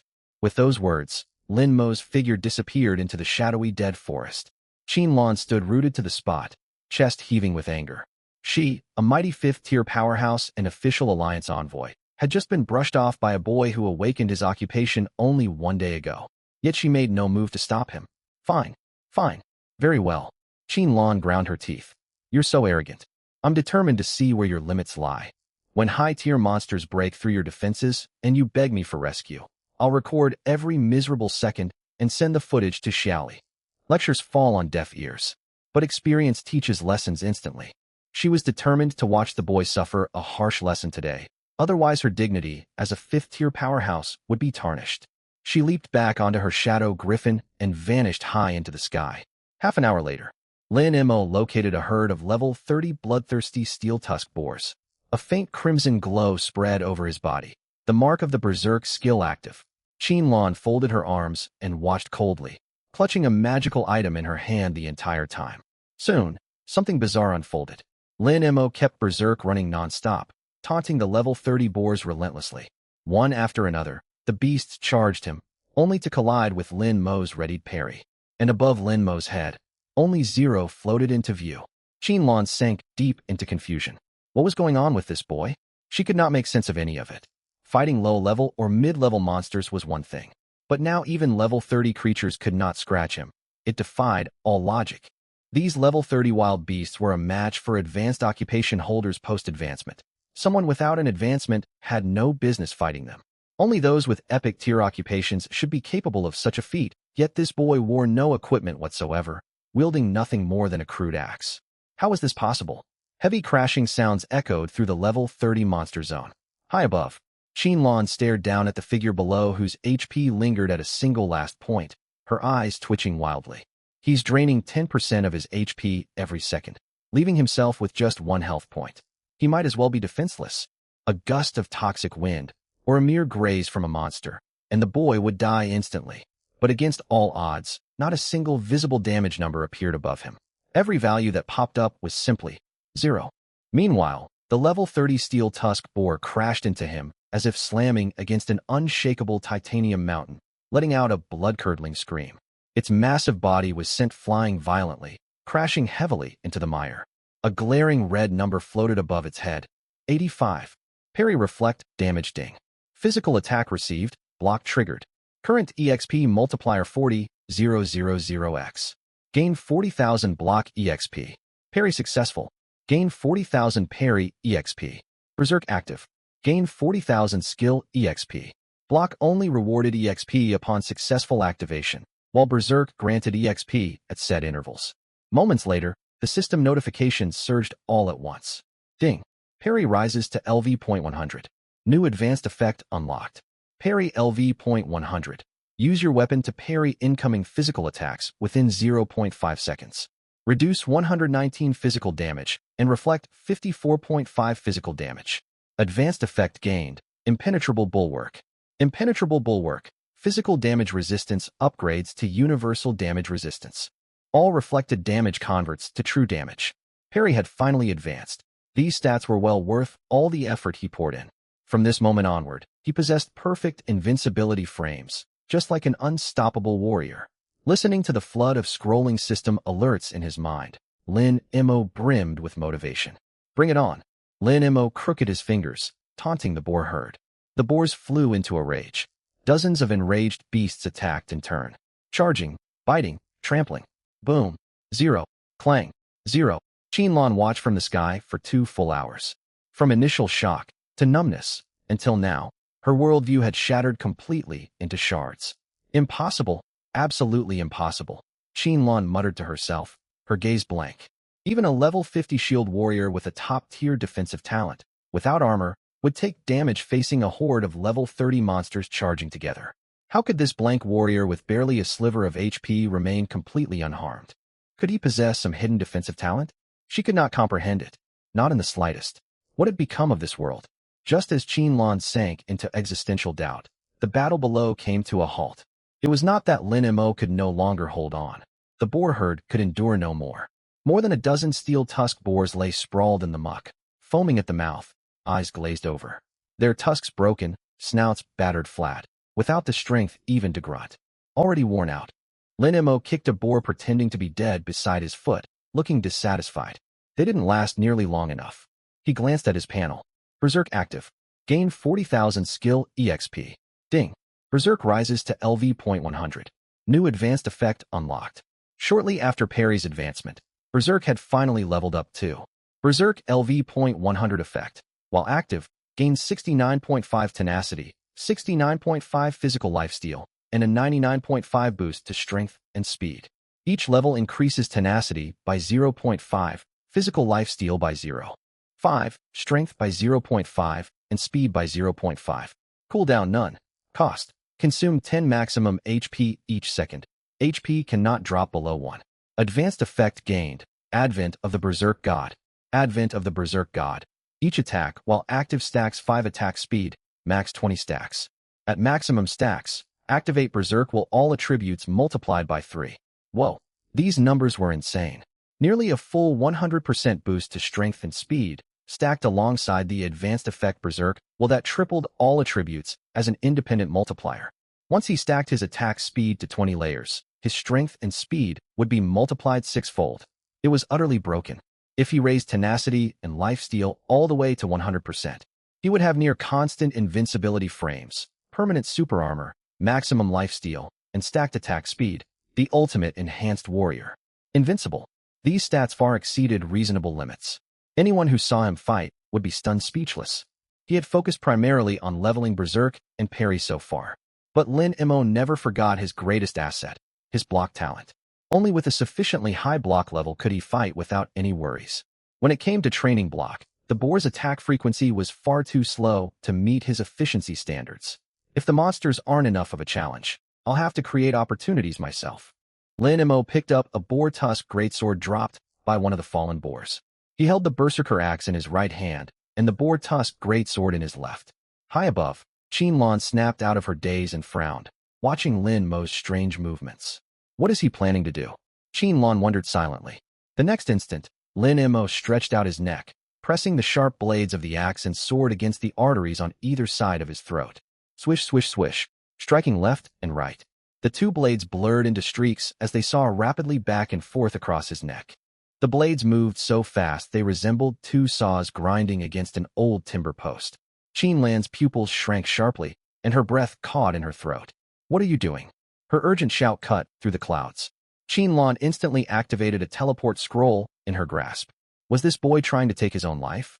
Yet Lin Mo did not stop even when she landed beside him. He moved like a being immune to pain, dragging both blades forcefully back and forth again and again. Screech, screech, screech. Alongside the chilling grinding noise, bright sparks flew where the blades met Lin Mo's neck. 0, 0, 0.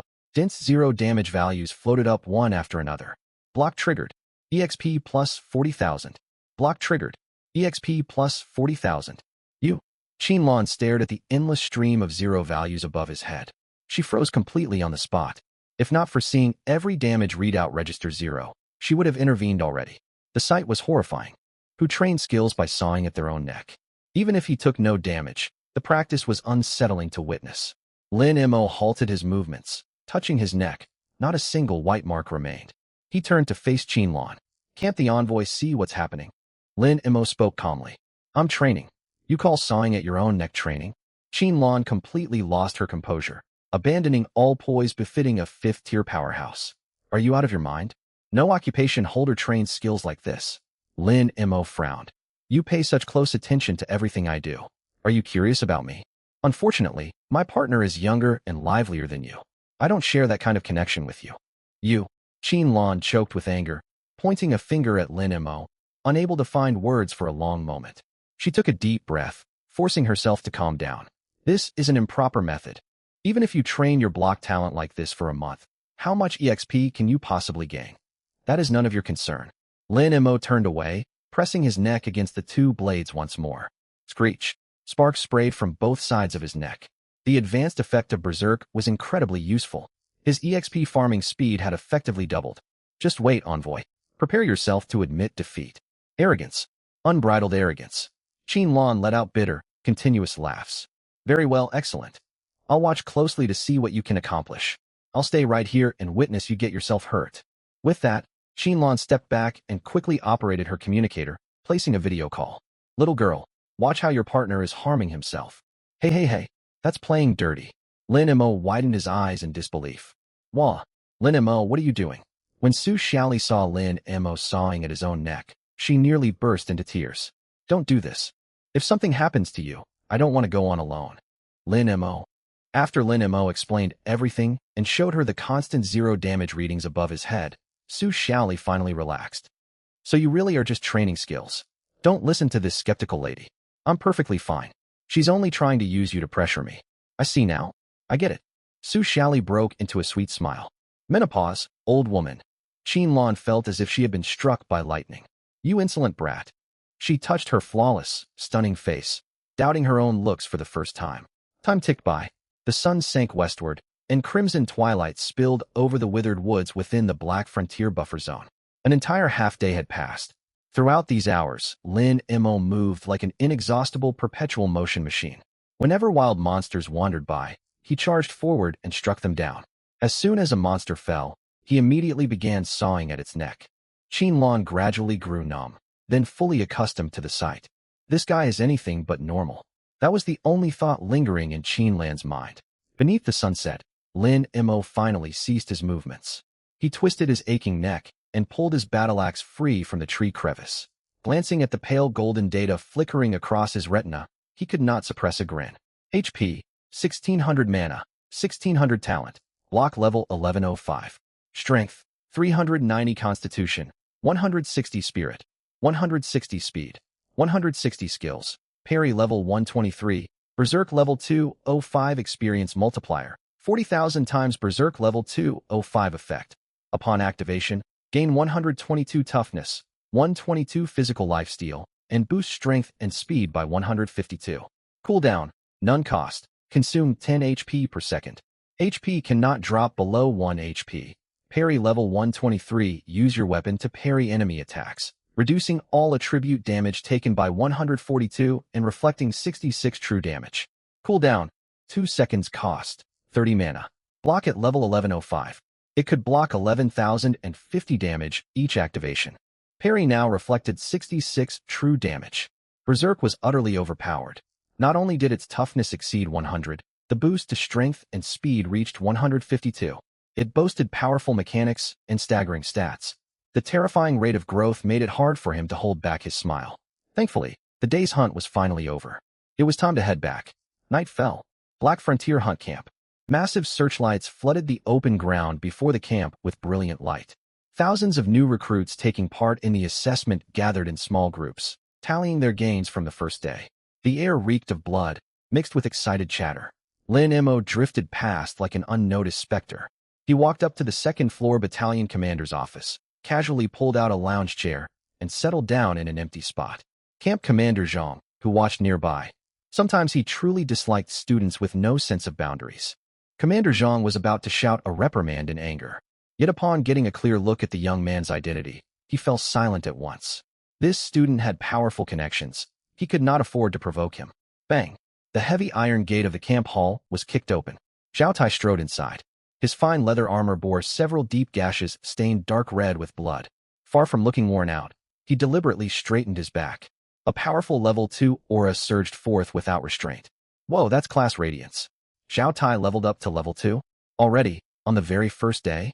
It's not just him. Look at Wang Ming and the others behind him. Their auras changed too. The whole team hit level 2. Gasps rippled through the surrounding recruits. Countless glances filled with envy, jealousy, and awe locked onto Zhao Tai. Zhao Tai savored every bit of this attention. He lifted his chin and drove his wolf-bloodied longsword heavily into the wooden floor. I suppose the encirclement hunt isn't all it's hyped up to be. Zhao Tai scanned the hall, speaking loudly so everyone could hear. My team easily hunted several level 3 monsters. Nothing worth bragging about. The hall erupted in commotion. Level 3 monsters? They dared to fight level 3 foes on day 1. No wonder he hit level 2. Zhao Tai really has talent. It looks like Zhao Tai's team could rank within the top 100 this year. Basking in the praise, Chen Tsong, the mage on his team, tilted his head proudly. Exactly. Those level 3 beasts couldn't last 3 seconds against us. Level 3 monsters aren't all that formidable. The elite class's strength is no empty boast. 12 hunt camps circled Radiant City, each holding nearly 10,000 participants. Securing a top 100 ranking among almost 100,000 competitors was an outstanding achievement. As the crowd flocked to curry favor with Zhao Tai's group, Zhao Tai spotted Lin Mo resting on the lounge chair. Lin Mo lay relaxed, as if he were here for a vacation. Zhao Tai narrowed his eyes. The sight of Lin Mo completely unharmed stoked his anger instantly. He marched over to stand before Lin Mo. Well, look who it is. Zhao Tai sized Lin Mo up and down, a mocking sneer tugging at his lips.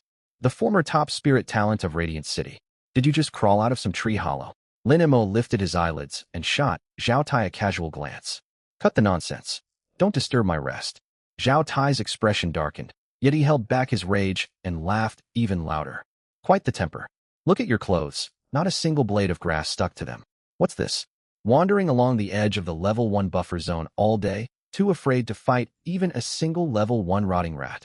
Li Yuan, the priest, stepped forward and wrinkled her nose in disdain. Why waste your breath on him, Brother Zhao? He's probably been hiding up a tree all day, terrified at the sound of monster roars. Ha ha! Unrestrained laughter burst out from the surrounding recruits. They could not attack Lin Mo, seeing he had influential backing, but mocking him felt fair game. Lin Mo did not grow angry. He stared at Zhao Tai's face, twisted with arrogance, and found it rather amusing. Finished, Lin Mo picked at his ear. If you are, get out of my sight. I have no interest listening to your rambling. You dare keep acting cocky. Wang Ming, standing behind Zhao Tai, stepped forward abruptly. His tower shield slammed into the ground with a dull thud. Zhao Tai held Wang Ming back. He stared at Lin Mo, cold glint flickering in his eyes. Lin Mo, this isn't school anymore. No teachers will step in to protect you. Zhao Tai pointed straight at Lin Mo, without Su Shally around. What do you amount to? I led my team to slay level 3 monsters and reached level 2 today. You haven't even hit level 1, have you? What right do you have to talk down to me? He unleashed the aura of a level 2 thunder swordsman on purpose, trying to overwhelm Lin Mo with momentum. Faint electric currents crackled through the air. Qin Lan, seated high on the main platform of the camp, watched the posturing Zhao Tai with a strange look. A level 2 challenging someone effectively at level 30? How interesting. Young people these days truly knew how to court trouble. And this Lin Mo was sly too. He could crush Zhao Tai effortlessly, yet chose not to reveal his power. Lin Mo did not flinch. He looked at Zhao Tai as if watching a fool. His level 30 stats alone were more than enough to overpower this man. Zhao Tai's so-called imposing aura felt no stronger than a light breeze against Lin Mo. You managed to hunt one level 3 monster, and look how full of yourself you've become. A mocking smile curved Lin Mo's lips. Why not drape its hide over your shoulders and declare yourself king right here? You. Zhao Tai was left speechless, his face twitching. Your complexion looks terrible, your forehead dark. Did that level 3 monster knock some sense loose? Lin Mo kept pressing, his tone calm yet biting. Of course. You scraped together a team of 5, ganging up on a single monster to slowly wear it down. No wonder you feel the need to shout about it here. Still, patch up those wounds before you try to show off. You look like you just tumbled out of a muck pit. Several people in the hall could not hold back and burst into laughter. The hall echoed with amusement. Most were simply here for entertainment, caring little who got humiliated. Zhao Tai's chest heaved violently. Veins bulged on the back of his sword-wielding hand. He longed to strike out, yet he knew fighting within the camp was forbidden. Anyone who started a brawl would have their assessment qualification revoked. Fine, very well. Zhao Tai gritted his teeth and pointed at Lin Mo. Since you're so quick with words, let the results speak for themselves. The hunt camp leaderboard will refresh soon. System data never lies. He turned and shouted for the whole hall to hear. Everyone bear witness. If your score isn't at least half of mine, you will kneel and kowtow, admitting you are utterly worthless. What happens if your score falls below mine? Lin Mo asked. Score lower than you? Ha ha ha. Zhao Tai laughed as if he had heard the funniest joke alive. If you outscore me, I will get down on all fours, bark like a dog, and circle the entire hunt camp on my hands and knees. That's your promise. Lin Mo nodded. Don't say I didn't warn you. Cameras cover the whole camp. Your memorable display will spread far and wide. At that moment, the massive mechanical crystal screen in the center of the hall hummed. Blue light projected outward, forming a huge virtual light curtain suspended in midair. It's updating. The first day's overall rankings are coming out. Every pair of eyes locked onto the screen. Numbers rolled frantically starting from the 10,000th place. Dense rows of names and scores flashed past rapidly. The vast majority of participants held only 10 to 20 points. Soon the rankings reached the top 100. Anyone ranked here boasted at least 70 points, meaning they had slain no fewer than 7 level 2 monsters that day. The numbers continued climbing, and the scrolling slowed. Rank 105, Sisters Team, score, 75. Rank 101, Minter Squad, score, 92. Brother Tai, our whole team, made the top 100. Chen Song shouted excitedly. Zhao Tai took a deep breath, staring fixedly at the top of the screen. Rank 92, Tai's squad, score, 135. 135 points. Zhao Tai clenched his fists, overcome with wild joy.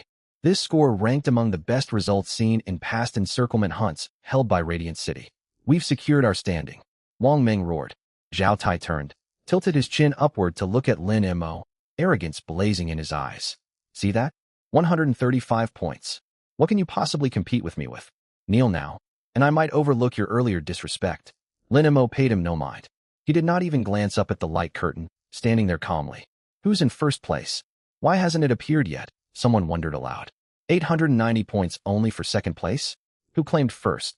The screen froze for 5 full seconds at the first place slot. It seemed the system was double-checking an absurd data entry, afraid of an error.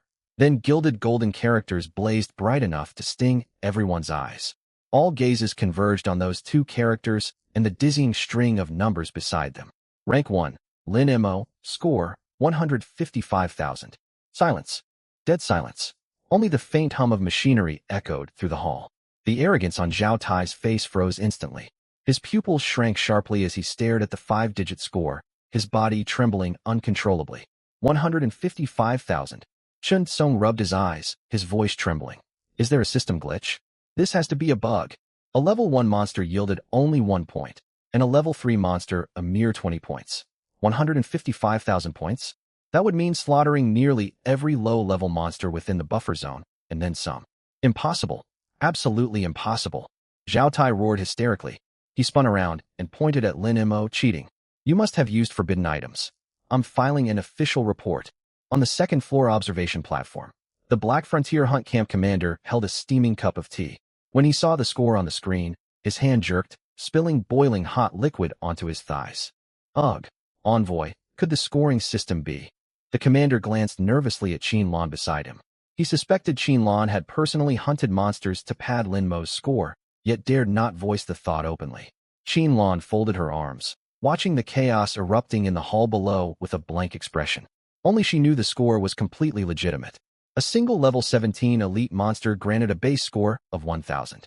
Later, Lin Mo had ventured into the level 30 monster zone. Dozens of level 30 steel tusk boars had been killed by reflected damage from his parry, each worth at least 5,000 points. Adding the other monsters he encountered, over 150,000 points was entirely reasonable. The system had even rounded his total downward. The system functions correctly. Qin Lan's voice carried a hint of weariness. Complex emotions flickered across her face. Down below, Lin Mo stood surrounded by accusations, yet still appeared unperturbed, as if daring them to report him. Make preparations. Qin Lan suddenly turned toward her adjutant Chen Rue. Send a top-secret transmission to headquarters. State that Lin Mo possesses a hidden talent. I formally request to stay by his side and serve as his temporary guardian. Chen Rue's eyes widened. A hidden talent? A guardian? Are you serious, team leader? Qin drew a deep breath. His true value can only be understood through thorough observation. If he continues demonstrating such extraordinary power, his worth will rival most mythic-tier professions. Commander Zhang, mark all records related to him as top secret. No one may access them without my authorization. Come up with whatever official justification you need. Commander Zhang glanced at the lounge chair Lin Mo occupied, then nodded quietly. I understand. Inside the hall, Zhao Tai rushed over to the officer managing assessment records and slammed his palm on the table, shouting, Sir, I demand a full-body inspection for him at once. He's just an ordinary warrior. How could he earn over 80,000 points? This isn't just mocking our intelligence. It's a blatant violation of the Alliance assessment rules. The officer frowned, also finding the statistic far too unbelievable. He was about to pull up Lin Mo's combat footage. Halt! Commander Zhang roared suddenly. Lin Mo is a direct family member of a core mythic-ranked Alliance member. No one has the authority to access his private records without permission. Scores are final and accurate. Cheating does not happen under my watch. That's nonsense. Wang Ming could no longer contain himself, glaring fiercely. Explain how he earned 155,000 points. Did he reach level 30 in a single day? He quickly met Commander Zhang's stern gaze and began trembling.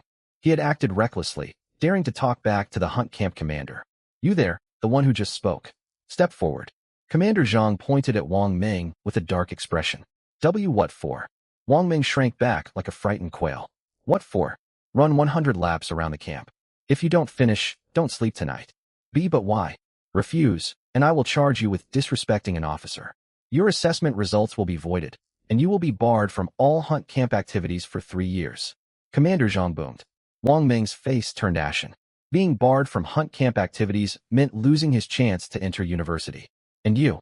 Commander Zhang pointed at Zhao Tai. What about me? Zhao Tai stared in confusion. You lost your bet to Lin Mo. Now uphold your end of the agreement. Wah! Zhao Tai's features twisted as if he had swallowed something rotten. No words could describe his current despair. What are you gaping for? A deal is a deal. Act like a man and honor your wager. Stop dragging your feet. If you refuse, you face the same penalty as Wang Ming, voided results. Commander Zhang's voice boomed like a loudspeaker, audible to everyone in the camp. The sound reverberated, ringing in every listener's ears. Zhao Tai realized the camp authorities were shielding Lin Mo. That was his final thought. Woof, woof. Horse barks echoed across the open grounds of Black Frontier Camp. Zhao Tai crawled forward on all fours. The fabric over his knees had long worn through. Rough gravel embedded itself in his skin, trickles of blood seeping out. He kept his head low, nearly touching the ground. With every crawl, he forced a dry bark from his throat. A huge crowd encircled him. Thousands of new recruits had no intention of heading off to rest. A spectacle such as this rarely appeared once a year. Louder, Brother Tai. Someone in the crowd jeered. Ha! What's wrong with Zhao Tai? Why does he keep stirring up trouble? Right? Where's that booming confidence he had back in the hall? Keep acting tough. Jeers and whistles cut into Zhao Tai's back like dull blades. He gritted his teeth hard, bloodshot fury blazing in his eyes. I refuse to accept this. I, Zhao Tai, am inferior to no one. I will never admit I'm weaker than that man. Woof! Woof! Woof! He roared, only to be lashed by a camp soldier standing guard behind him, forcing him to let out dog-like yelps. On the second-floor observation platform, Lin Mu watched the seething Zhao Tai below, a smile tugging at his lips. He loved seeing others burn with resentment, yet be powerless against him. In the shadows on the other side of the hall, several figures stood rigid, coldly observing the commotion on the training grounds.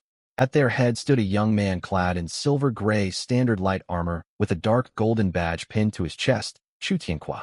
He was a genuine powerhouse who had scored 890 team points on the first day of the assessment. He possessed the epic class, Stormcaster. Unlike small fry such as Zhao Tai, every member of his 4-man team wielded an epic class, talents 1 in 10,000. They had crushed the third-place team by an overwhelming margin. If not for Lin Mu, they would have been the center of everyone's attention, claiming first place. But now, the staggering 150,000 points perched atop the leaderboard struck them like an invisible, humiliating slap. Brother Chu, this whole thing feels fishy. Monkey, the epic assassin beside him, lowered his voice, thick resentment lacing his tone. 150,000 points? Damn, they didn't even bother to make it convincing. Envoy Qin must have intervened personally. Otherwise, there's no way to rack up such a score. Battalion Commander Zhang was definitely pressured by higher-ups and ordered to keep quiet. Chu Tianhua twisted the magic ring on his finger, his gaze dark and menacing. Su Xiaoli holds a mythic class. The alliance is appeasing her. It makes perfect sense to inflate her boyfriend's ranking and build up his reputation. Chu Tianhua said coldly. What do we do then? The consortium tasked us with securing first place. If we fail, won't we become disposable pawns? Monkey tightened his grip on the dagger at his waist. He still remembered the consortium's brutal methods clearly. To them, every person was merely an object. Anyone who failed to demonstrate sufficient value would be cast aside without hesitation. Fabricated statistics remain nothing but lies. Chu Tianhua fixed his eyes on the figure resting upstairs. Hunting in the wilderness always carries risks of casualties. He paused, a ruthless glint flashing across his eyes. Have you forgotten the item the consortium gave us to prepare for emergencies? You mean that thing? Monkey's eyes widened in shock.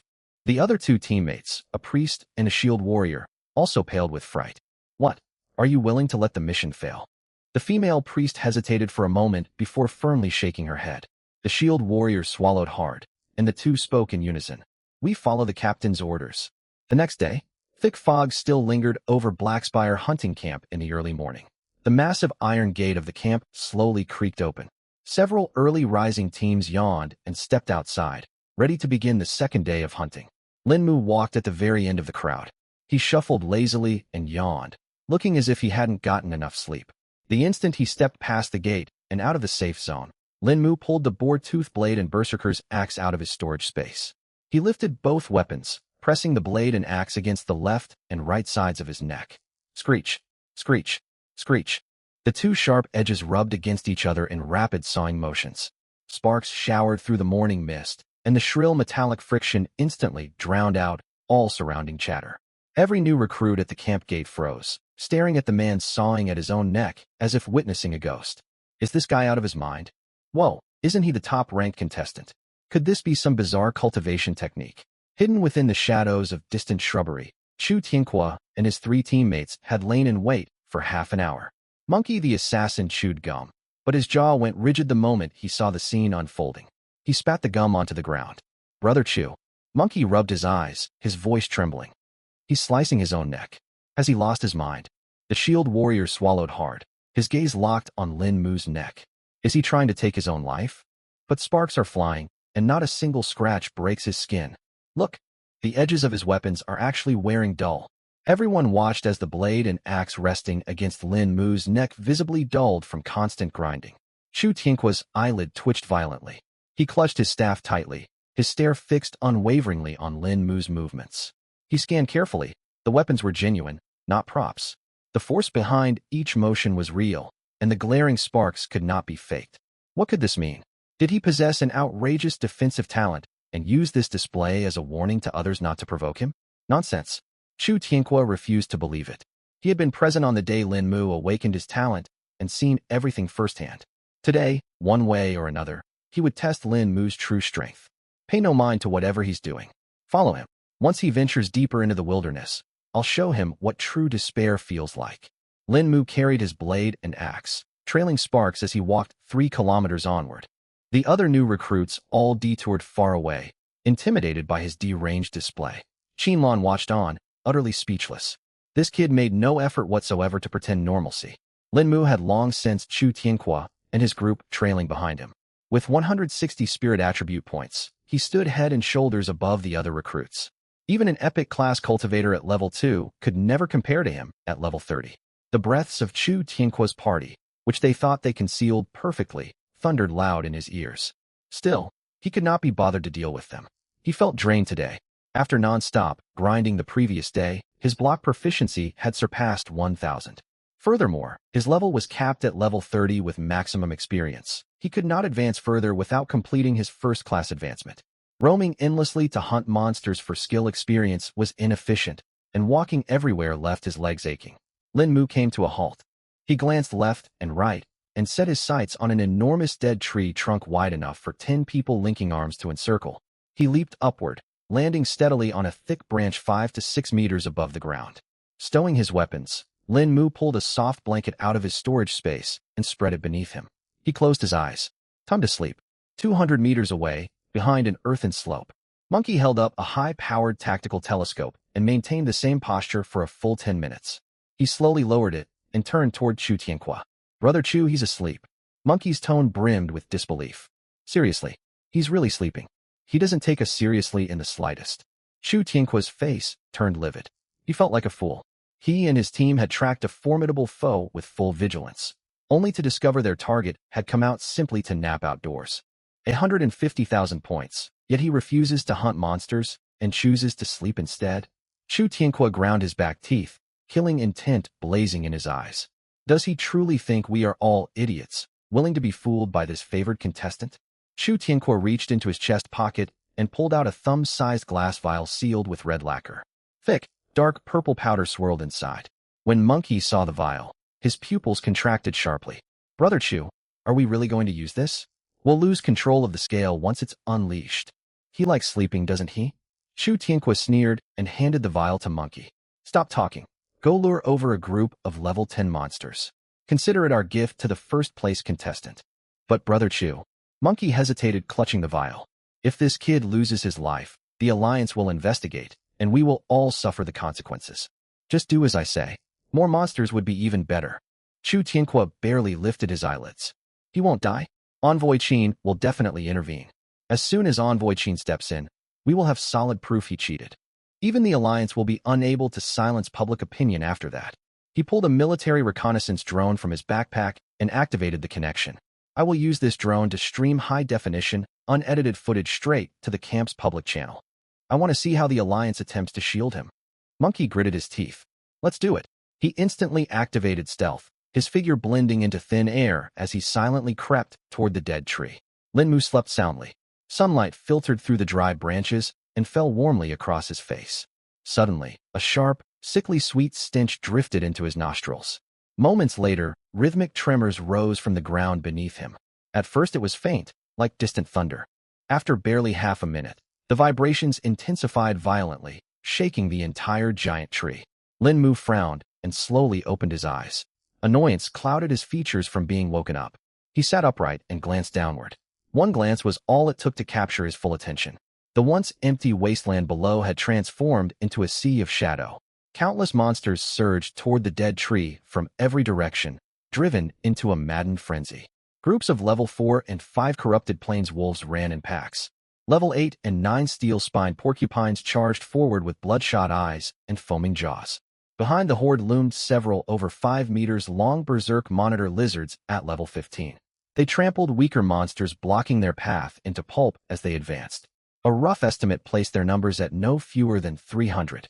Every single monster shared one single target. Lin Mu perched atop the tree.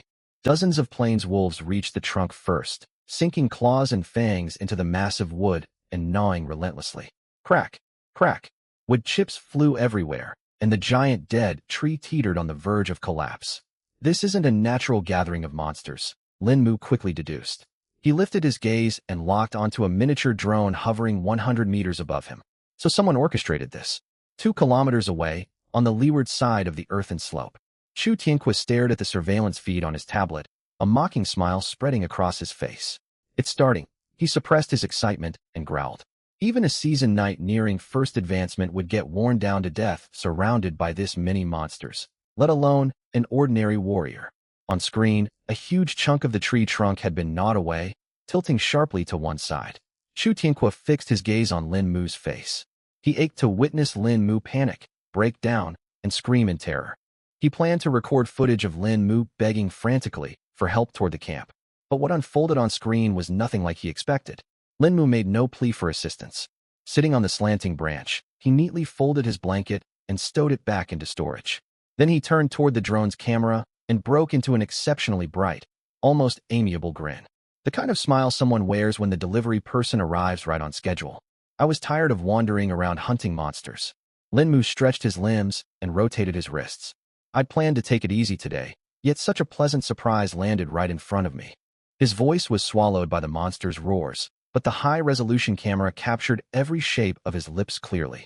Going out of your way to lead this horde straight to me. I'll have to find a chance to properly thank you. Boom. The dead tree snapped completely. The enormous trunk, carrying Lin Mu along with it, plummeted toward the swarm of monsters waiting with jaws agape below. Chu Tianqua squeezed his fists so tightly his nails dug into his flesh. Envoy Qin, come out now. Qinlan watched silently from high above. She did not believe these monsters, the strongest, barely level 16, posed a greater threat than the 30 level 30 wild boars Lin Mu had fought the previous day. So she simply observed with boredom. She had spotted the small group scheming in the distance, yet she could not be bothered to interfere. She would not mind seeing Lin Mu suffer a little hardship. After all, the young man was far too arrogant. Lin Mu fell through the air. He summoned no weapons, letting his body go limp. Beneath him, a level 16 berserk monitor lizard leaped high, its thorn-lined maw aiming precisely for Lin Mu's waist. Lin Mu fell straight into the lizard's open jaws. Crunch! A deafening crunch echoed out. No blood splattered. No sickening crack of shattering bones. Only a faint white damage number floated above Lin Mu's head. 0. The next instant. Aya! The berserk monitor lizard let out a blood-curdling wail. Its jaws, powerful enough to crush steel, began splitting apart the moment they made contact with Lin Mu's skin. Dozens of massive fangs snapped off at once, flying outward mixed with flesh and blood. Thud!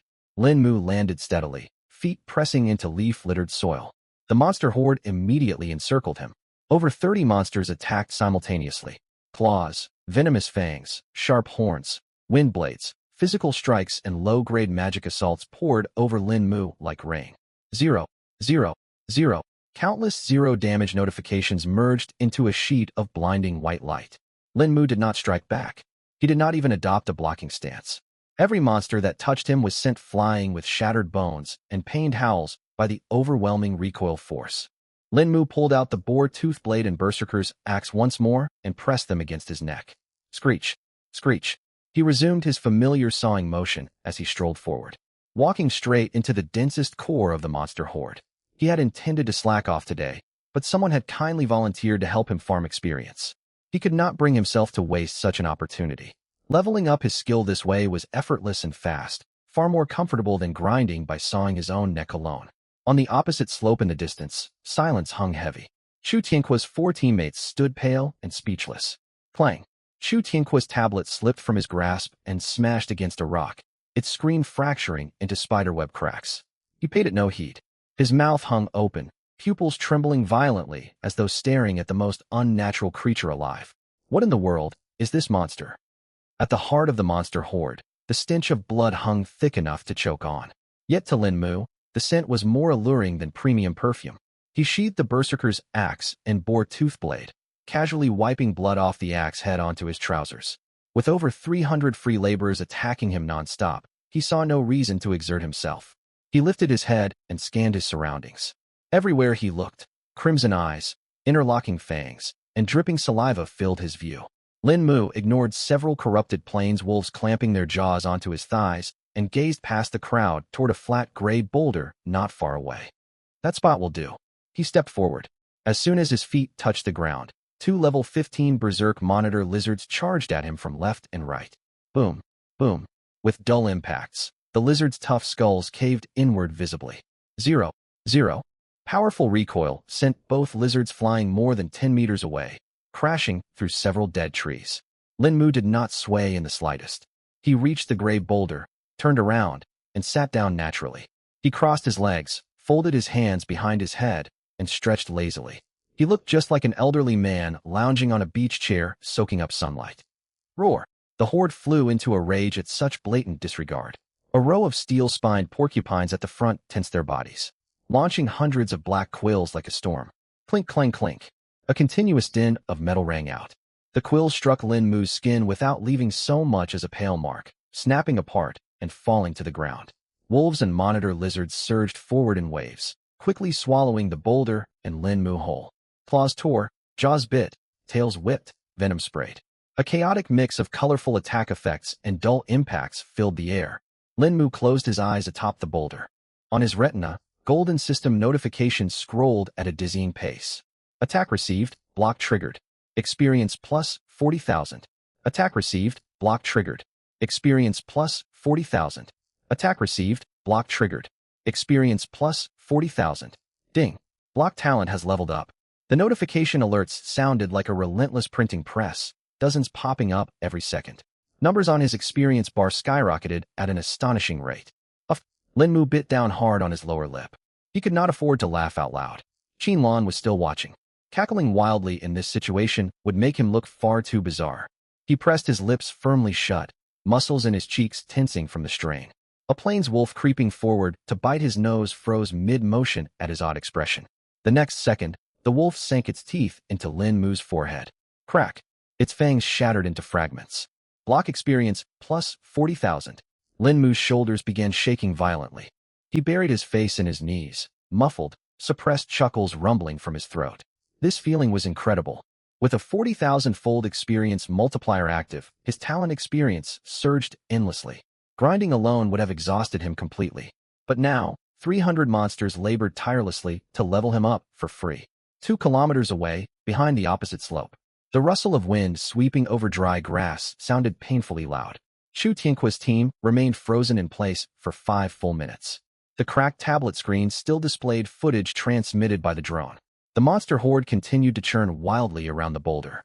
From within the crowd came eerie, muffled laughter. Monkey's telescope slipped out of his hands. He made no move to pick it up, slowly turning to face Chu Tianqua, his face as pale as a corpse. Brother Chu. Monkey's teeth chattered. He's laughing. Who? The shield warrior swallowed hard, his throat dry. Lin Mu.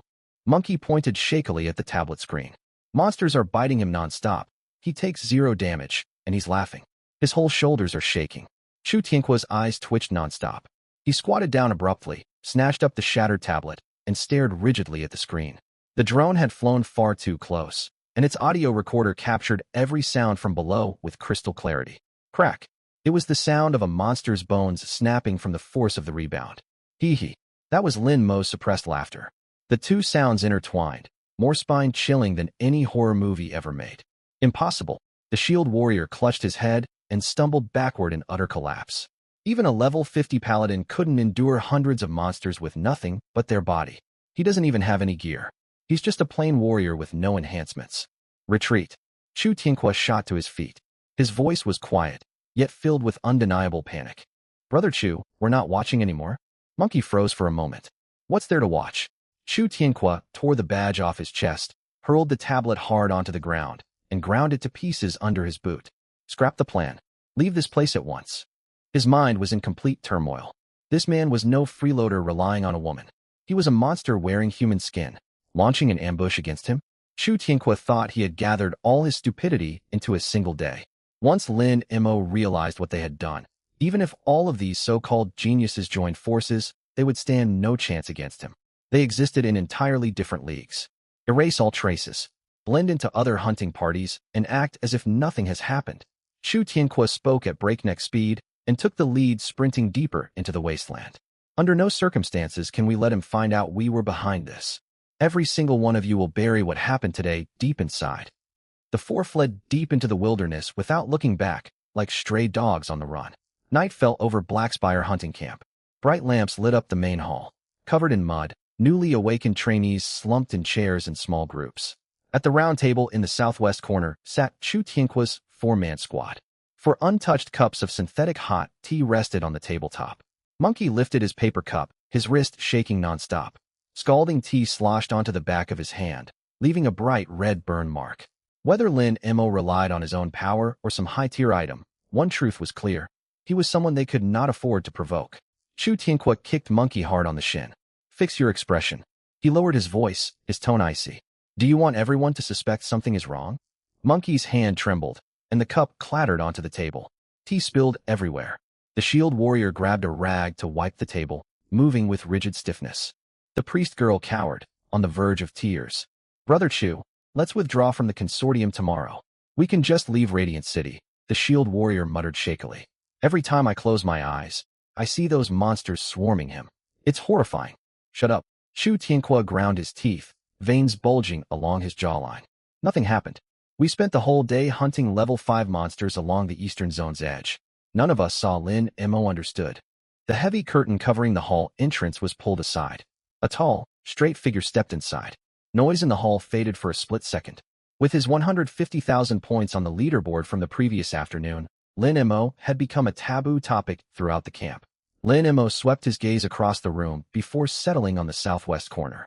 He then strode straight toward the table. Monkey's pupils contracted sharply, and his breath caught in his throat. He instinctively reached for the dagger at his waist. Chu Tianqua slammed a hand down on Monkey's wrist, veins bulging prominently beneath his skin. He strained every muscle in his face to force a natural smile. Monkey, those Windblade Wolves today were truly tough opponents. Still, our coordination held up fairly well. Tomorrow we should push onward to the level 6 monster zone. Chu Tianqua raised his voice, letting his words echo across the corner. The shield warriors stammered to follow along. Right. Those wolves had tough claws. They left marks all over my shield. Luckily, Lindsay healed us just in time.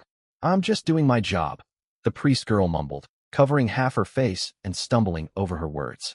They spoke loudly to mask their terror. Lin Mo reached the table. He pulled out the only vacant folding chair and sat down. The four fell silent instantly. Cold sweat soaked Monkey's combat uniform all along his back. Chu Tianqua turned his head, feigning surprise upon noticing Lin Mo, his smile flawless. Lin Mo, what a coincidence. You became famous after yesterday's fight. 150,000 points. Everyone in camp admires you. Lin Mo said nothing. He picked up an empty paper cup and poured himself hot water. Steam curled upward. That's a fine set of armor you have, Lin Mo remarked, his eyes falling on Chu Tianqua's protective gear. Not a single scratch on it. Chu Tianqua's eyelid twitched violently. His mind raced to process the clue. Scratches? Was he referring to how Chu Tianqua's clothes had remained unscathed by branches while they lay in wait in the dry forest earlier that day? Had he figured it out? Hunting out in the wild means constant scrapes and bumps. Chu Tianqua picked up his cup and sipped water to moisten his parched throat. We trekked through woods all day in the eastern zone. Our gear usually takes a beating. The eastern zone? Lin Mo blew gently over his hot water. I thought you were on the high slopes in the western zone. Those words nearly made Monkey collapse in fright. His legs shook wildly beneath the table. The shield warrior's heavy breathing drowned out surrounding chatter. The priest girl nearly screamed and clamped a hand over her mouth. Chu Tianqua set down his cup, fingers squeezing tight around its walls. He must not admit anything. He would deny it to his last breath. Without concrete evidence, Lin Mo could prove nothing. Monster levels in the western zone are far too high for us. Chu Tianqua maintained a steady expression. I heard there was a monster outbreak there today. Hundreds of beasts running amok. Just thinking about it is terrifying. He brought up the monster horde on purpose, hoping to shift the topic and gauge Lin Mo's reaction. Lin Mo took a sip of water. You call that a horde? He set the cup back down on the table. That number of monsters was hardly entertaining. Chu Tianqua's heart lurched. But your drone flew far too low. Lin Mo lifted his gaze, his stare piercing straight into Chu Tianqua. The whir of its propellers gave me a headache. The sentence struck like a sledgehammer, shattering every layer of Chu Tianqua's pretense. Lin Mo knew every detail. He had been aware of their presence from the very start. Monkey could bear the pressure no longer. His legs buckled, and he dropped to his knees. Brother Lin, we had no choice. It's all Ling's. Quiet, you fool. Chu Tianqua shot to his feet and slammed his palm onto the table. Punishment from camp authorities was trivial compared to the consequences of betraying the consortium. Under no circumstances could Lin Mo learn about the consortium's involvement. Even if the fallout was mild, betrayal was unforgivable. The consortium eliminated traitors without hesitation. What exactly do you want, Lin Mo? Chu Tianqua lowered his voice. We know we are outmatched, and we concede defeat. Report us to the camp disciplinary office if you wish. We will accept whatever penalty you hand down. He was gambling. He wagered Lin Mo held no tangible proof. As long as they refused to admit they had lured the monsters, Lin Mo could do nothing to hold them accountable. Lin Mo stared at Chu Tianqua's taut face, inwardly amused. Such a dramatic performance. Report you. Lin Mo leaned back against his chair.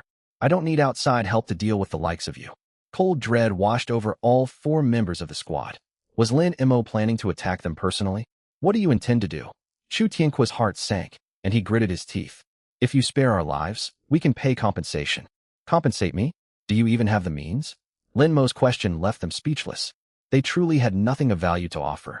If their circumstances were better, they would never have become the consortium's lackeys. Now that their mission to claim first place had failed, they risked being cast aside entirely. They possessed no assets to pay Lin Mo. Lin Mo held out one palm upward. You may live, but I want more of that item. Chu Tianqua was thoroughly confused. Monkey stopped shaking and lifted his head blankly from the floor. The shield warrior gaped, forgetting to breathe. The priest girl stared at Lin Mo, lost in thought. What item? Chu Tianqua struggled to comprehend. The substance you used to draw the monsters, Lin Mo explained patiently. It had a slightly sweet, metallic tang. Chu Tianqua's pupils flared wide. Lin Mo was asking for the monster lure incense? Staggering shock robbed him of speech. It was contraband supplied by the consortium, a trump card meant to sabotage rivals. Now the target of their scheme was actively requesting it. Why? Why do you want that? Chu Tianqua's voice turned hoarse. The hundreds of monsters this afternoon weren't enough fun, Lin Mo said earnestly. I want to draw a far larger group. I assume you still have stock left. A heavy silence fell over the table. Monkey's mouth opened and closed repeatedly without producing sound. Chu Tianqua studied Lin Mo's calm features. He confirmed there was no mockery or threat hidden behind his words. Lin Mo truly wanted the incense. He regarded a monster horde powerful enough to wipe out dozens of squads as mere amusement. What kind of terrifying freak was this? Trembling, Chu Tianqua reached into a hidden pocket on his tactical harness and pulled out 2 identical glass vials. These are all I have left. He pushed the vials across the table toward Lin Mo. Lin Mo picked one up, pulled out the wooden stopper, and sniffed. This was exactly the scent he remembered. Good. He tucked the vials into his pocket. I appreciate your work today, so I will let this matter rest. But do not attempt anything like this again. He stood and turned to leave. Wait. Chu Tianqua called out without thinking. Lin Mo paused and glanced back. This substance is extremely potent. Chu Tianqua swallowed hard. A single vial attracts monsters across a 10-kilometer radius. Used carelessly, it can get you killed. He feared if Lin Mo accidentally brought disaster upon himself, investigators would trace everything back to their squad. You worry too much. You four would all perish before anything happens to me. Lin Mo waved a hand dismissively. He walked several paces then stopped, turning to glance at Chu Tianqua, before shifting his gaze meaningfully toward the huddled priest girl. One more thing. Do not follow me tomorrow. Otherwise, you may lose your lives. With that, Lin Mo lifted the curtain and exited the hall. He chose to spare the 4 not purely for the lure incense, which was merely an unexpected bonus. The real reason, the priest on their team was an old acquaintance he and Su Xiaoli had known long ago. She had once done him and Xiaoli a great kindness. Yet after all these years, she appeared not to recognize him. In the corner of the hall, the 4 remained motionless for a long time, as though all strength had been drained from their bodies. Monkey slowly clambered to his feet, soaked head to toe in sweat. Brother Chu, his teeth chattered. Does he plan to unleash an even bigger monster horde? Chu Tianqua sank back into his chair, his gaze empty as he stared at the water stains on the tabletop. We cannot begin to guess what someone of his caliber intends to do. Chu Tianqua drew a deep breath and forced himself to calm down. Enough. All of you keep your mouth sealed. This situation is beyond our ability to handle. Send a full report to the consortium immediately. The discovery of such an abnormal individual here might reduce the penalties waiting for us. At those words, the remaining 3 finally relaxed slightly. Meanwhile, on a balcony railing on the 2nd floor, Qin Lan stood with her arms folded. Every word exchanged downstairs reached her ears clearly. As a 5th transition powerhouse, her senses could capture fine details within a 1-kilometer range. She had expected Lin Mo to leverage Su Xiaoli's influence to punish the 4 trainees who plotted against him. Instead, he had simply taken 2 vials of lure incense. Could this boy truly intend to summon a massive monster horde just to grind proficiency for his block-breaking skill? Qin Lan knitted her brows tightly. Through her covert observations over the past 2 days, she was nearly certain Lin Mo possessed some extreme, highly efficient damage-negating ability. Yet nothing in this world offered absolute invulnerability. Level 20 monsters failed to breach his defenses, level 30 boars could not hurt him. But what about 1st transition chieftain monsters? What about level 40 high-tier beasts? In the world of professional awakened, no ability works without limits. Once damage exceeds a certain threshold, harsh backlash from the world's rules will follow. I need to keep watching over him, lest he play with fire and burn himself. Qin Lan stared toward the direction Lin Mo had vanished, her expression growing grave. He might shrug off ordinary attacks, but monsters that deal true damage are a different story. What's more, he constantly forces his health down to a sliver using Berserk. If he meets a monster whose true damage bypasses his block threshold, he will die instantly. He is still far too young. She pulled her gaze away and glanced down at Chu Tianqua's group, making no move to stop them, sending their report upward. The Ling Consortium branch based in Radiant City? It was merely a small regional faction. As an alliance envoy, she held it in no regard. On the contrary, she was eager to see how far these local power brokers could push Lin Mo into revealing his hidden abilities. At the top floor of the Ling Consortium headquarters in central Radiant City, a low hum emanated from the holographic projection equipment. Behind a jet black desk, Ling Feng sat with one leg crossed over the other, holding a thick hand-rolled cigar. As the highest-ranking representative of the Ling Consortium in Radiant City and the fourth heir to the family, he was accustomed to looking down on everyone. A pale blue light screen unfurled in midair. Chu Tianhua and his teammates appeared on the display, their haggard faces striking an unpleasant sight. So you not only botched the leaderboard mission, lost 2 high-grade vials of monster lure incense, but now hide in a safe house like beaten dogs begging for rescue. Ling Feng exhaled a cloud of smoke that blurred his sharp features. His voice remained quiet, yet carried suffocating pressure. Chu Tianhua's Adam's apple bobbed wildly as he leaned close to the camera, bloodshot eyes filled with terror. Young Master Ling, please listen to me. This is not simple mission failure. We encountered an existence beyond all common sense. He spoke rapidly, terrified the transmission would be cut off, and he would be sentenced to death on the spot. I saw it with my own eyes. Hundreds of monsters, level 3 and 4 wasteland wolves, level 15 rampaging giant lizards. They completely buried him beneath their attacks. Not a single scratch appeared on him. Every attack only produced 0 damage readings. Wolves shattered their fangs biting him. Giant lizards cracked their skulls upon impact. All died from the recoil force. Young Masterling, he laughed. While those monsters attacked him, he sat on a rock and laughed. Chu Tianhua gasped for air like a broken bellows, teetering on the edge of a mental breakdown. That's true. The 3 of us can back Brother Chu up. We all witnessed it. The other 3 squad members nodded frantically, their eyes haunted by the memory. Silence hung over the conference room for 2 full seconds. Uffed. Ling Feng could not contain his laughter.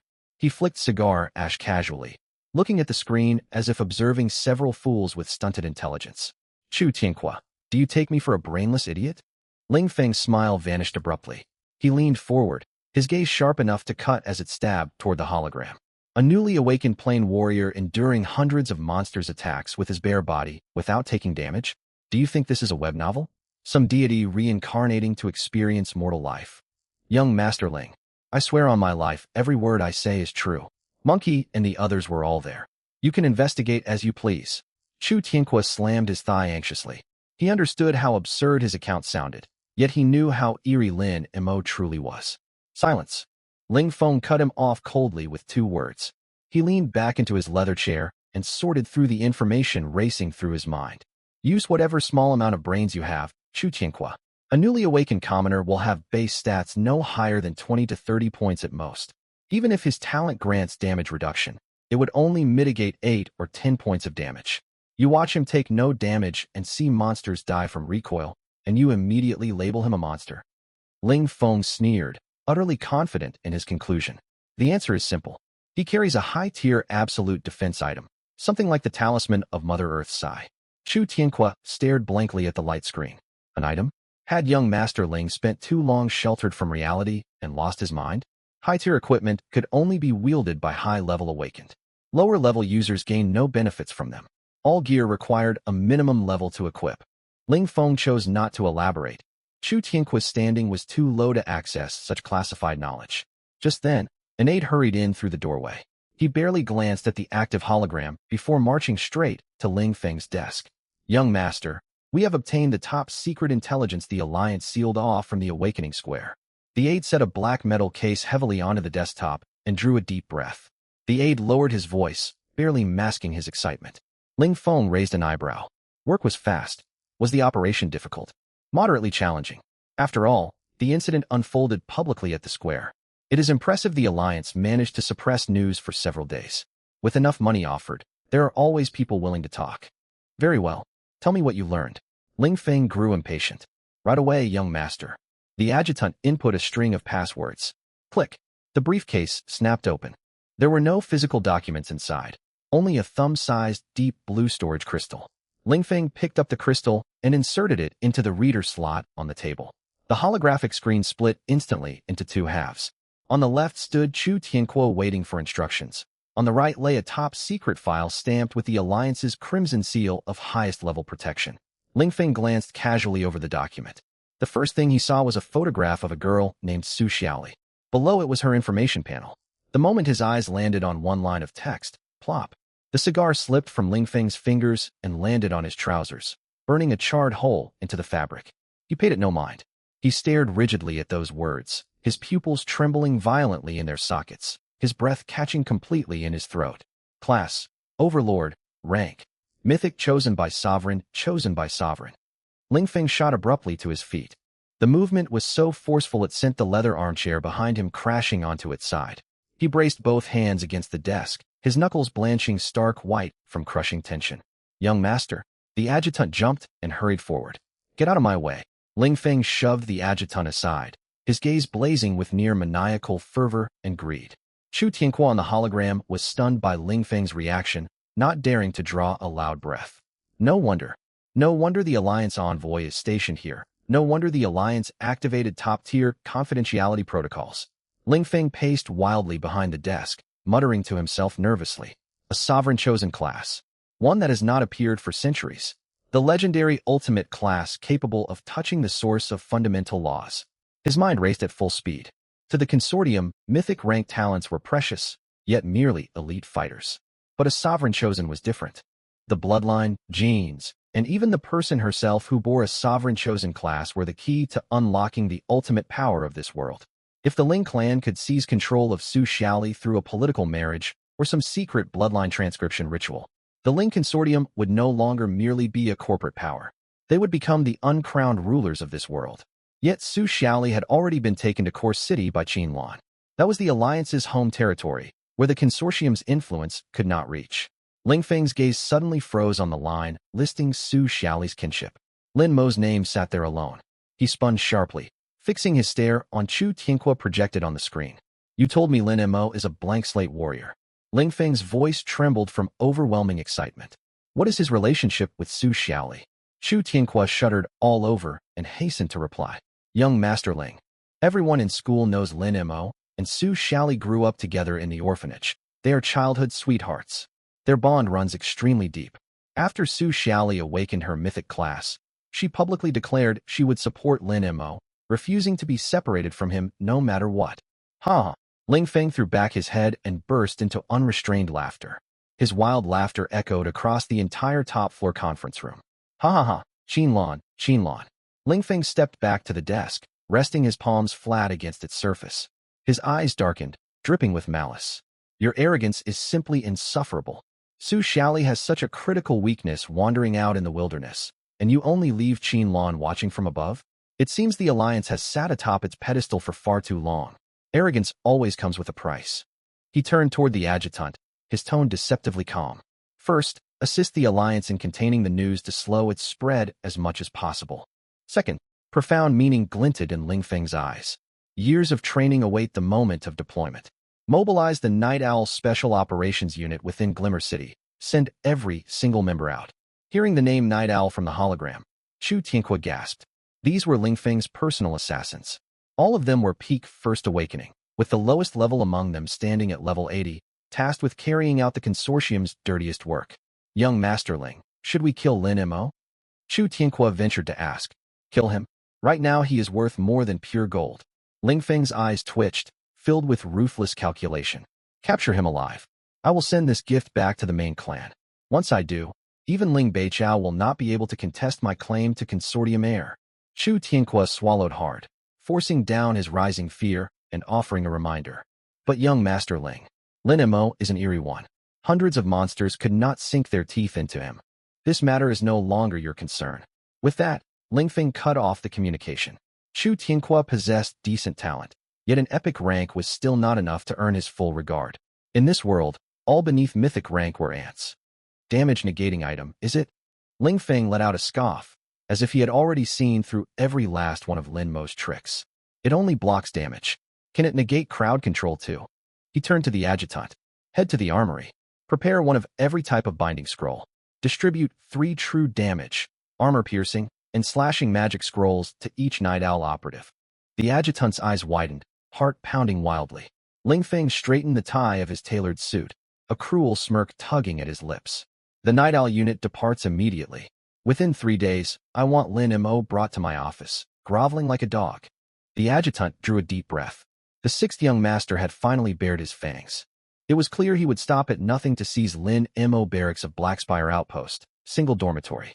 Lin Mo grabbed a towel and dried his hair, stepping bare-chested over to sit on the bed. He exhaled heavily. At his thought, A pale blue holographic status panel unfurled like a waterfall across his field of vision. As he stared at the staggering statistics displayed there, the corners of his mouth slowly lifted. Hundreds of low-level monsters grinding non-stop. It felt amazing, truly incredible.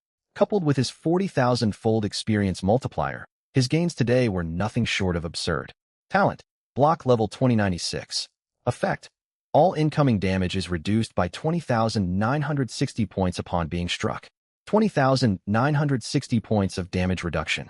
That meant any strike dealing less than 20,960 damage would not even scratch him. Against multiple hits, as long as no single attack exceeded that threshold, every blow would deal 0 damage. He scrolled down to his skill list. Berserk level 350. Effect, gain 194.5 tenacity, 194.5 physical lifesteal, and boost strength and speed by 274.5. Cost, drain 10 maximum health per second, cannot drop below 1 HP. Cooldown, none. Advanced ability, Advent of the Berserk God. Parry level 290. Effect, parry incoming physical attacks within 0.5 seconds, mitigating 229 all-element damage and reflecting 109.5 true damage back to the attacker. Cooldown, 2 seconds. Advanced ability, Impenetrable Bulwark. These outrageous stats were almost unbelievable. Level 350 Berserk boosted his strength and speed by a full 274.5. Stacked with the advent of the Berserk God's independent threefold all-attribute multiplier, his strength and speed reached 1,125.5 of his base values. A full 10-fold increase. Parry was equally formidable. Its reflected damage surpassed 100. If someone struck him, they would take heavier damage in return while he remained completely unharmed. Simply absurd. Thinking this over, Lin Mo pulled out the 2 bottles of monster lure incense in his hand. Tomorrow he would draw a massive horde of monsters to activate his fully automated experience farming once more. At the thought of experience points skyrocketing tomorrow, he let out an odd snickering laugh. Buzz, the phone on the bedside table, vibrated violently. Lin Mo narrowed his eyes. Who would be contacting him this late? He reached out and accepted the call without speaking first. Heavy, suppressed breathing came from the other end of the line. 5 full seconds passed before a faint, trembling female voice traveled through the transmission. Is that Xiao Mo? At those 2 words, Lin Mo's hand froze mid-wipe. He quickly sorted through familiar voices in his mind before his gaze sharpened. Sister Lin? Lin Mo called out tentatively. A sob burst from the other side of the line, as if fear that had built up for a long time had finally found an outlet. Xiao Mo, it really is you. Was that truly you I saw in the outpost hall today? Li Qilin, the priestess who had followed Chu Tianhua earlier, lingering at the back of the group, keeping her head down the entire time. She was also 3 years older than Lin Mo and Su Xiaoli, the elder sister from their orphanage. 7 years prior, she left the orphanage alone. 3 years later, she began sending regular payments back every single month. She had never stopped. Lin Mo's expression softened, and he replied gently, "It's me. I'm sorry about what happened earlier. I didn't know it was you. Where is Xiaoli? Is she with you?" Xiaoli was taken to Core City by the Alliance envoy. She is safe for now. Sister Lin, you work for the consortium? After hearing Lin Mo's question, Li Qilin fell silent for several seconds. She was not surprised Lin Mo had guessed her affiliation with the consortium, having seen the monster lure incense. You know how it is. There are so many younger children in the orphanage. They all need schooling, and everything costs money. Not everyone is as sharp and capable as you. Bitterness laced Li Qilin's tone. No one else in this world could support themselves through school at such a young age, just like you. Lin Mo fell quiet. The next instant, Li Qilin's speech quickened, thick with urgent anxiety. Xiao Mo, don't worry about me right now. Find the Alliance envoy immediately and ask her to take you away. Lin Mo frowned. What has happened? Chu Tianhua reported everything from today to the Ling Consortium. Li Qilin spoke disjointedly, her breathing growing more frantic. Ling Feng, the young master of the consortium stationed in Glimmer City, has uncovered the intelligence that Xiaoli holds a mythic sovereign chosen class. He intends to take you hostage to threaten Xiaoli, or to negotiate terms with the Alliance. Lin Mo's gaze turned cold. Qinlan had warned him the day Su Xiaoli awakened. It seemed the first major antagonist had arrived. Sister Lin, calm down and speak slowly. Lin Mo's voice remained eerily steady, easing Li Qilin's panic slightly. Xiao Mo, do you not understand? They are coming for you. Li Qilin was on the verge of tears. He has deployed his personal Night Owl unit. They are all his private assassins, every single one a peak First Awakening professional, capped at level 90. Level 90. Peak First Awakening. Lin Mo was mildly startled. He wondered if they could break through his level 2000 plus block talent. Damn it. If he was not stuck at level 30 with maxed experience, he would have already reached level 90. When Lin Mo did not reply, Li Qilan assumed he was terrified and rushed to add more details. Ling Feng has supplied the Night Owl unit with countless crowd control scrolls, alongside high-grade magic scrolls bearing true damage and armor-breaking effects. Lin Mo raised an eyebrow. True damage scrolls, armor penetration, crowd control. He repeated the words quietly. Strictly speaking, block was not complete damage immunity, but damage absorption. Penetration and true damage therefore held no effect against block. It was simply the innate rule of the powerful block mechanic. As for crowd control, Lin Mo glanced at his tenacity stat. Li Qilan knew nothing of these mechanics and grew even more anxious. Yes, true damage ignores all defenses and damage reduction. Xiao Mo, you must be careful. You are merely a newly awakened warrior. Your health cannot withstand such attacks. She gripped her communication device tightly. Flee while they have not yet moved. Beg Envoy Qin to bring you to Core City. You will be safe once you arrive there. Sister Lin. Lin Mo cut her off, his tone strangely serene. Huh. Thank you for warning me. Li Qilan fell into a daze. There's no need to thank me. Her mind stalled for a moment. I'm sure you already know what to do. You've always been so clever. I know you and Xiaoli will go farther than I ever can. You must survive this crisis. I will. Lin Mo smiled. Stay strong, Sister Lin. Oh, I will stay strong too. I'll hang up now, please stay safe. Beep beep, the call ended. Lin Mo let out a quiet breath. A familiar warmth settled in his chest. After all these years, that clumsy, self-proclaimed big sister had not changed at all. Pulling himself back to the present, his expression turned grave. Ling Feng, the consortium's young heir. His first adversary had appeared sooner than anticipated, yet not entirely unexpectedly. Where interests clashed, resistance was inevitable. First place in the siege hunt guaranteed admission to the top universities alongside a massive reward. The title itself carried immense prestige, serving as powerful publicity. If a consortium candidate claimed victory, they could leverage the achievement for tremendous commercial gain. Lin Mo's overwhelming victory pushed him onto the consortium's radar. Naturally, their investigation into him uncovered Su Xiaoli's abnormality. Fortunately, the Alliance maintained strict oversight over class practitioner levels. Within regions such as Glimmer City, Peak First Awakening represented the absolute limit. Anyone without official Alliance status who advanced beyond First Awakening faced rigorous interrogation and surveillance, and could not reside in the area long-term. Second Awakening practitioners could enter Morning Light City and Azure City freely. Gaining entry to Glimmer City, however, was prohibited. Only local residents with permanent family ties might apply for long-term residency. That made Qin Lan, a Peak Fifth Awakening epic mage, effectively the guardian of Glimmer City. Still, even Peak First Awakening fighters were formidable. Lin Mo could not be certain he would win. Peak First Awakening meant level 90. Every subsequent awakening required far more levels to achieve. 0 to First Awakening required progression from level 0 to level 30. Advancing from First to Second Awakening demanded reaching level 90, a 60-level gap.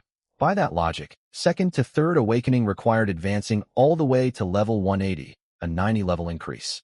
Third to Fourth Awakening needed a further 120 levels, reaching level 300. The power gap between each awakening tier was enormous. 95% of people in this world would never reach Third Awakening. First Awakening was comparable to a university graduate in his previous world. Second Awakening stood equivalent to top-tier experts, scholars, and successful entrepreneurs. Defeating a Peak First Awakening practitioner as a Zero Awakening was no trivial feat. It was roughly analogous to a junior high student overcoming a postgraduate. Even if they moved tomorrow, they would first need to draw Qin Lan away. Otherwise, every operative they sent would merely become her prey. A Peak Fifth Awakening epic mage formally enlisted with the Alliance was no trivial threat. Even if Qin Lan was lured away, Lin Mo felt no fear. Peak First Awakening fighters? He would test their strength. Lin Mo's gaze drifted to the 2 bottles of Monster Lure incense in his grasp. Within one day tomorrow, he would see if he could pull off a miracle, all relying on these 2 bottles of incense. Monster Lure incense. Let me witness your absolute limits. The following dawn, chilling frost lingered in the air surrounding Blackspire Hunt Outpost. Most new recruits remained in the hall sorting gear, forming teams, and purchasing potions. Lin Mo walked alone into the mist-shrouded wilderness. He sought a breed of wild monster with extremely high attack frequency, relentless in pursuit. Only by gathering them with monster lure incense could he maximize his experience gain rate. An hour later. Hiss, rustle, rustle. Within thick purplish-black toxic mist, Lin Mo halted and looked ahead. 30 meters forward stood a withered giant tree wide enough for 100 people to link arms around its trunk. Nestled in its canopy hung a massive dark purple beehive, nearly the size of a hill. Countless holes pockmarked the hive's surface, with forearm-length giant bees constantly streaming in and out. A chilling pale blue glow glinted on their stingers. Understanding flickered across Lin Mo's eyes. As one of the top students in his cohort, he recognized this monster instantly. Doomstinger Wasp, level 25, health 1000, strength 5, constitution 100, spirit 5, speed 1000. Traits: extremely high attack frequency. Stinger inflicts 150 true damage and injects neurotoxin 5 health drain per second for 30 seconds. Stackable. This monster was frequently highlighted in lectures at the Academy. It was also the wild monster responsible for the highest practitioner fatality rate. Its base stats were unremarkable when judged individually. The danger lay in its swarming nature. A single Doomstinger Wasp hive housed at minimum 10,000 specimens. They possessed staggering true damage alongside stacking poison effects. Though only level 25, practitioners below level 50 had 0 recorded survival odds upon encountering them. Even a level 108 Second Awakening practitioner once lost his life after underestimating a swarm. A smirk tugged at Lin Mo's lips. Too bad my block mechanic counters you perfectly. Lin Mo licked his lips. Doomstinger Wasps, huh? Come work for me. All of you. He lifted a large boulder and hurled it hard at the hill-sized beehive. 2,000 meters above the ground. Lan's body jolted, nearly falling from her aerial position. That boy is courting disaster again. It was a swarm of Doomstinger Wasps. The most infamous pack of magical beasts roaming the outskirts of Glimmer City, known as the Slayers of Novice Practitioners. The mortality rate of new professional practitioners in Shimmer City has remained alarmingly high, and 80% of all casualties are caused by Doom Needle Wasps. They do not possess great strength or health, yet even level 40 and level 50 heavy knights will be instantly slain once they step into their territory. Their primary attacks deal armor ignoring true damage, alongside stackable poison damage.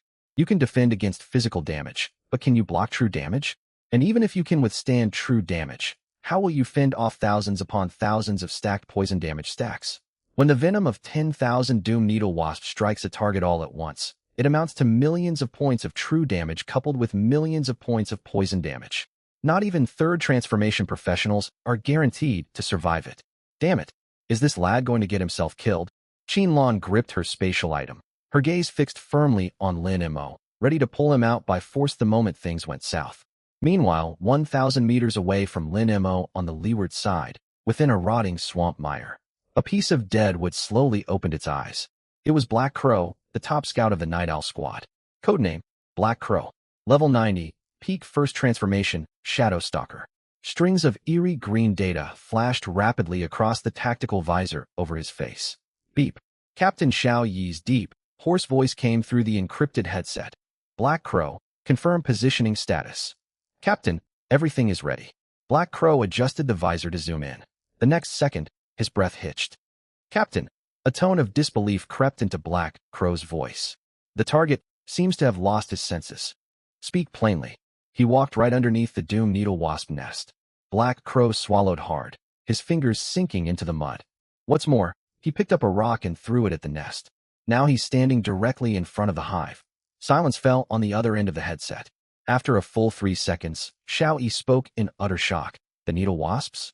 Those rookie-killing monsters that deal both true damage and poison damage. That's the ones. Xiao Yi fell silent for a moment before letting out a cold snort. A fool who has no idea what death means. Even we dare not provoke those wild beasts. Captain, what do we do? Young Ling wants him alive. The Alliance personnel won't let him die. He must have run into conflict with the Alliance people, so he's deliberately courting disaster. I see now. Cut the chatter and keep a close watch. Send word the instant Lan leaves this area. Black Crow ended the communication and lay flat in the muck. He had seen plenty of reckless fools, but never one who actively marched toward his own doom. He watched the scene ahead calmly through his visor. Buzz, buzz, buzz. Chaos erupted. The boulder was like a stone hurled into a blazing volcanic vent, triggering a violent eruption of magma. The hill-sized beehive shuddered violently.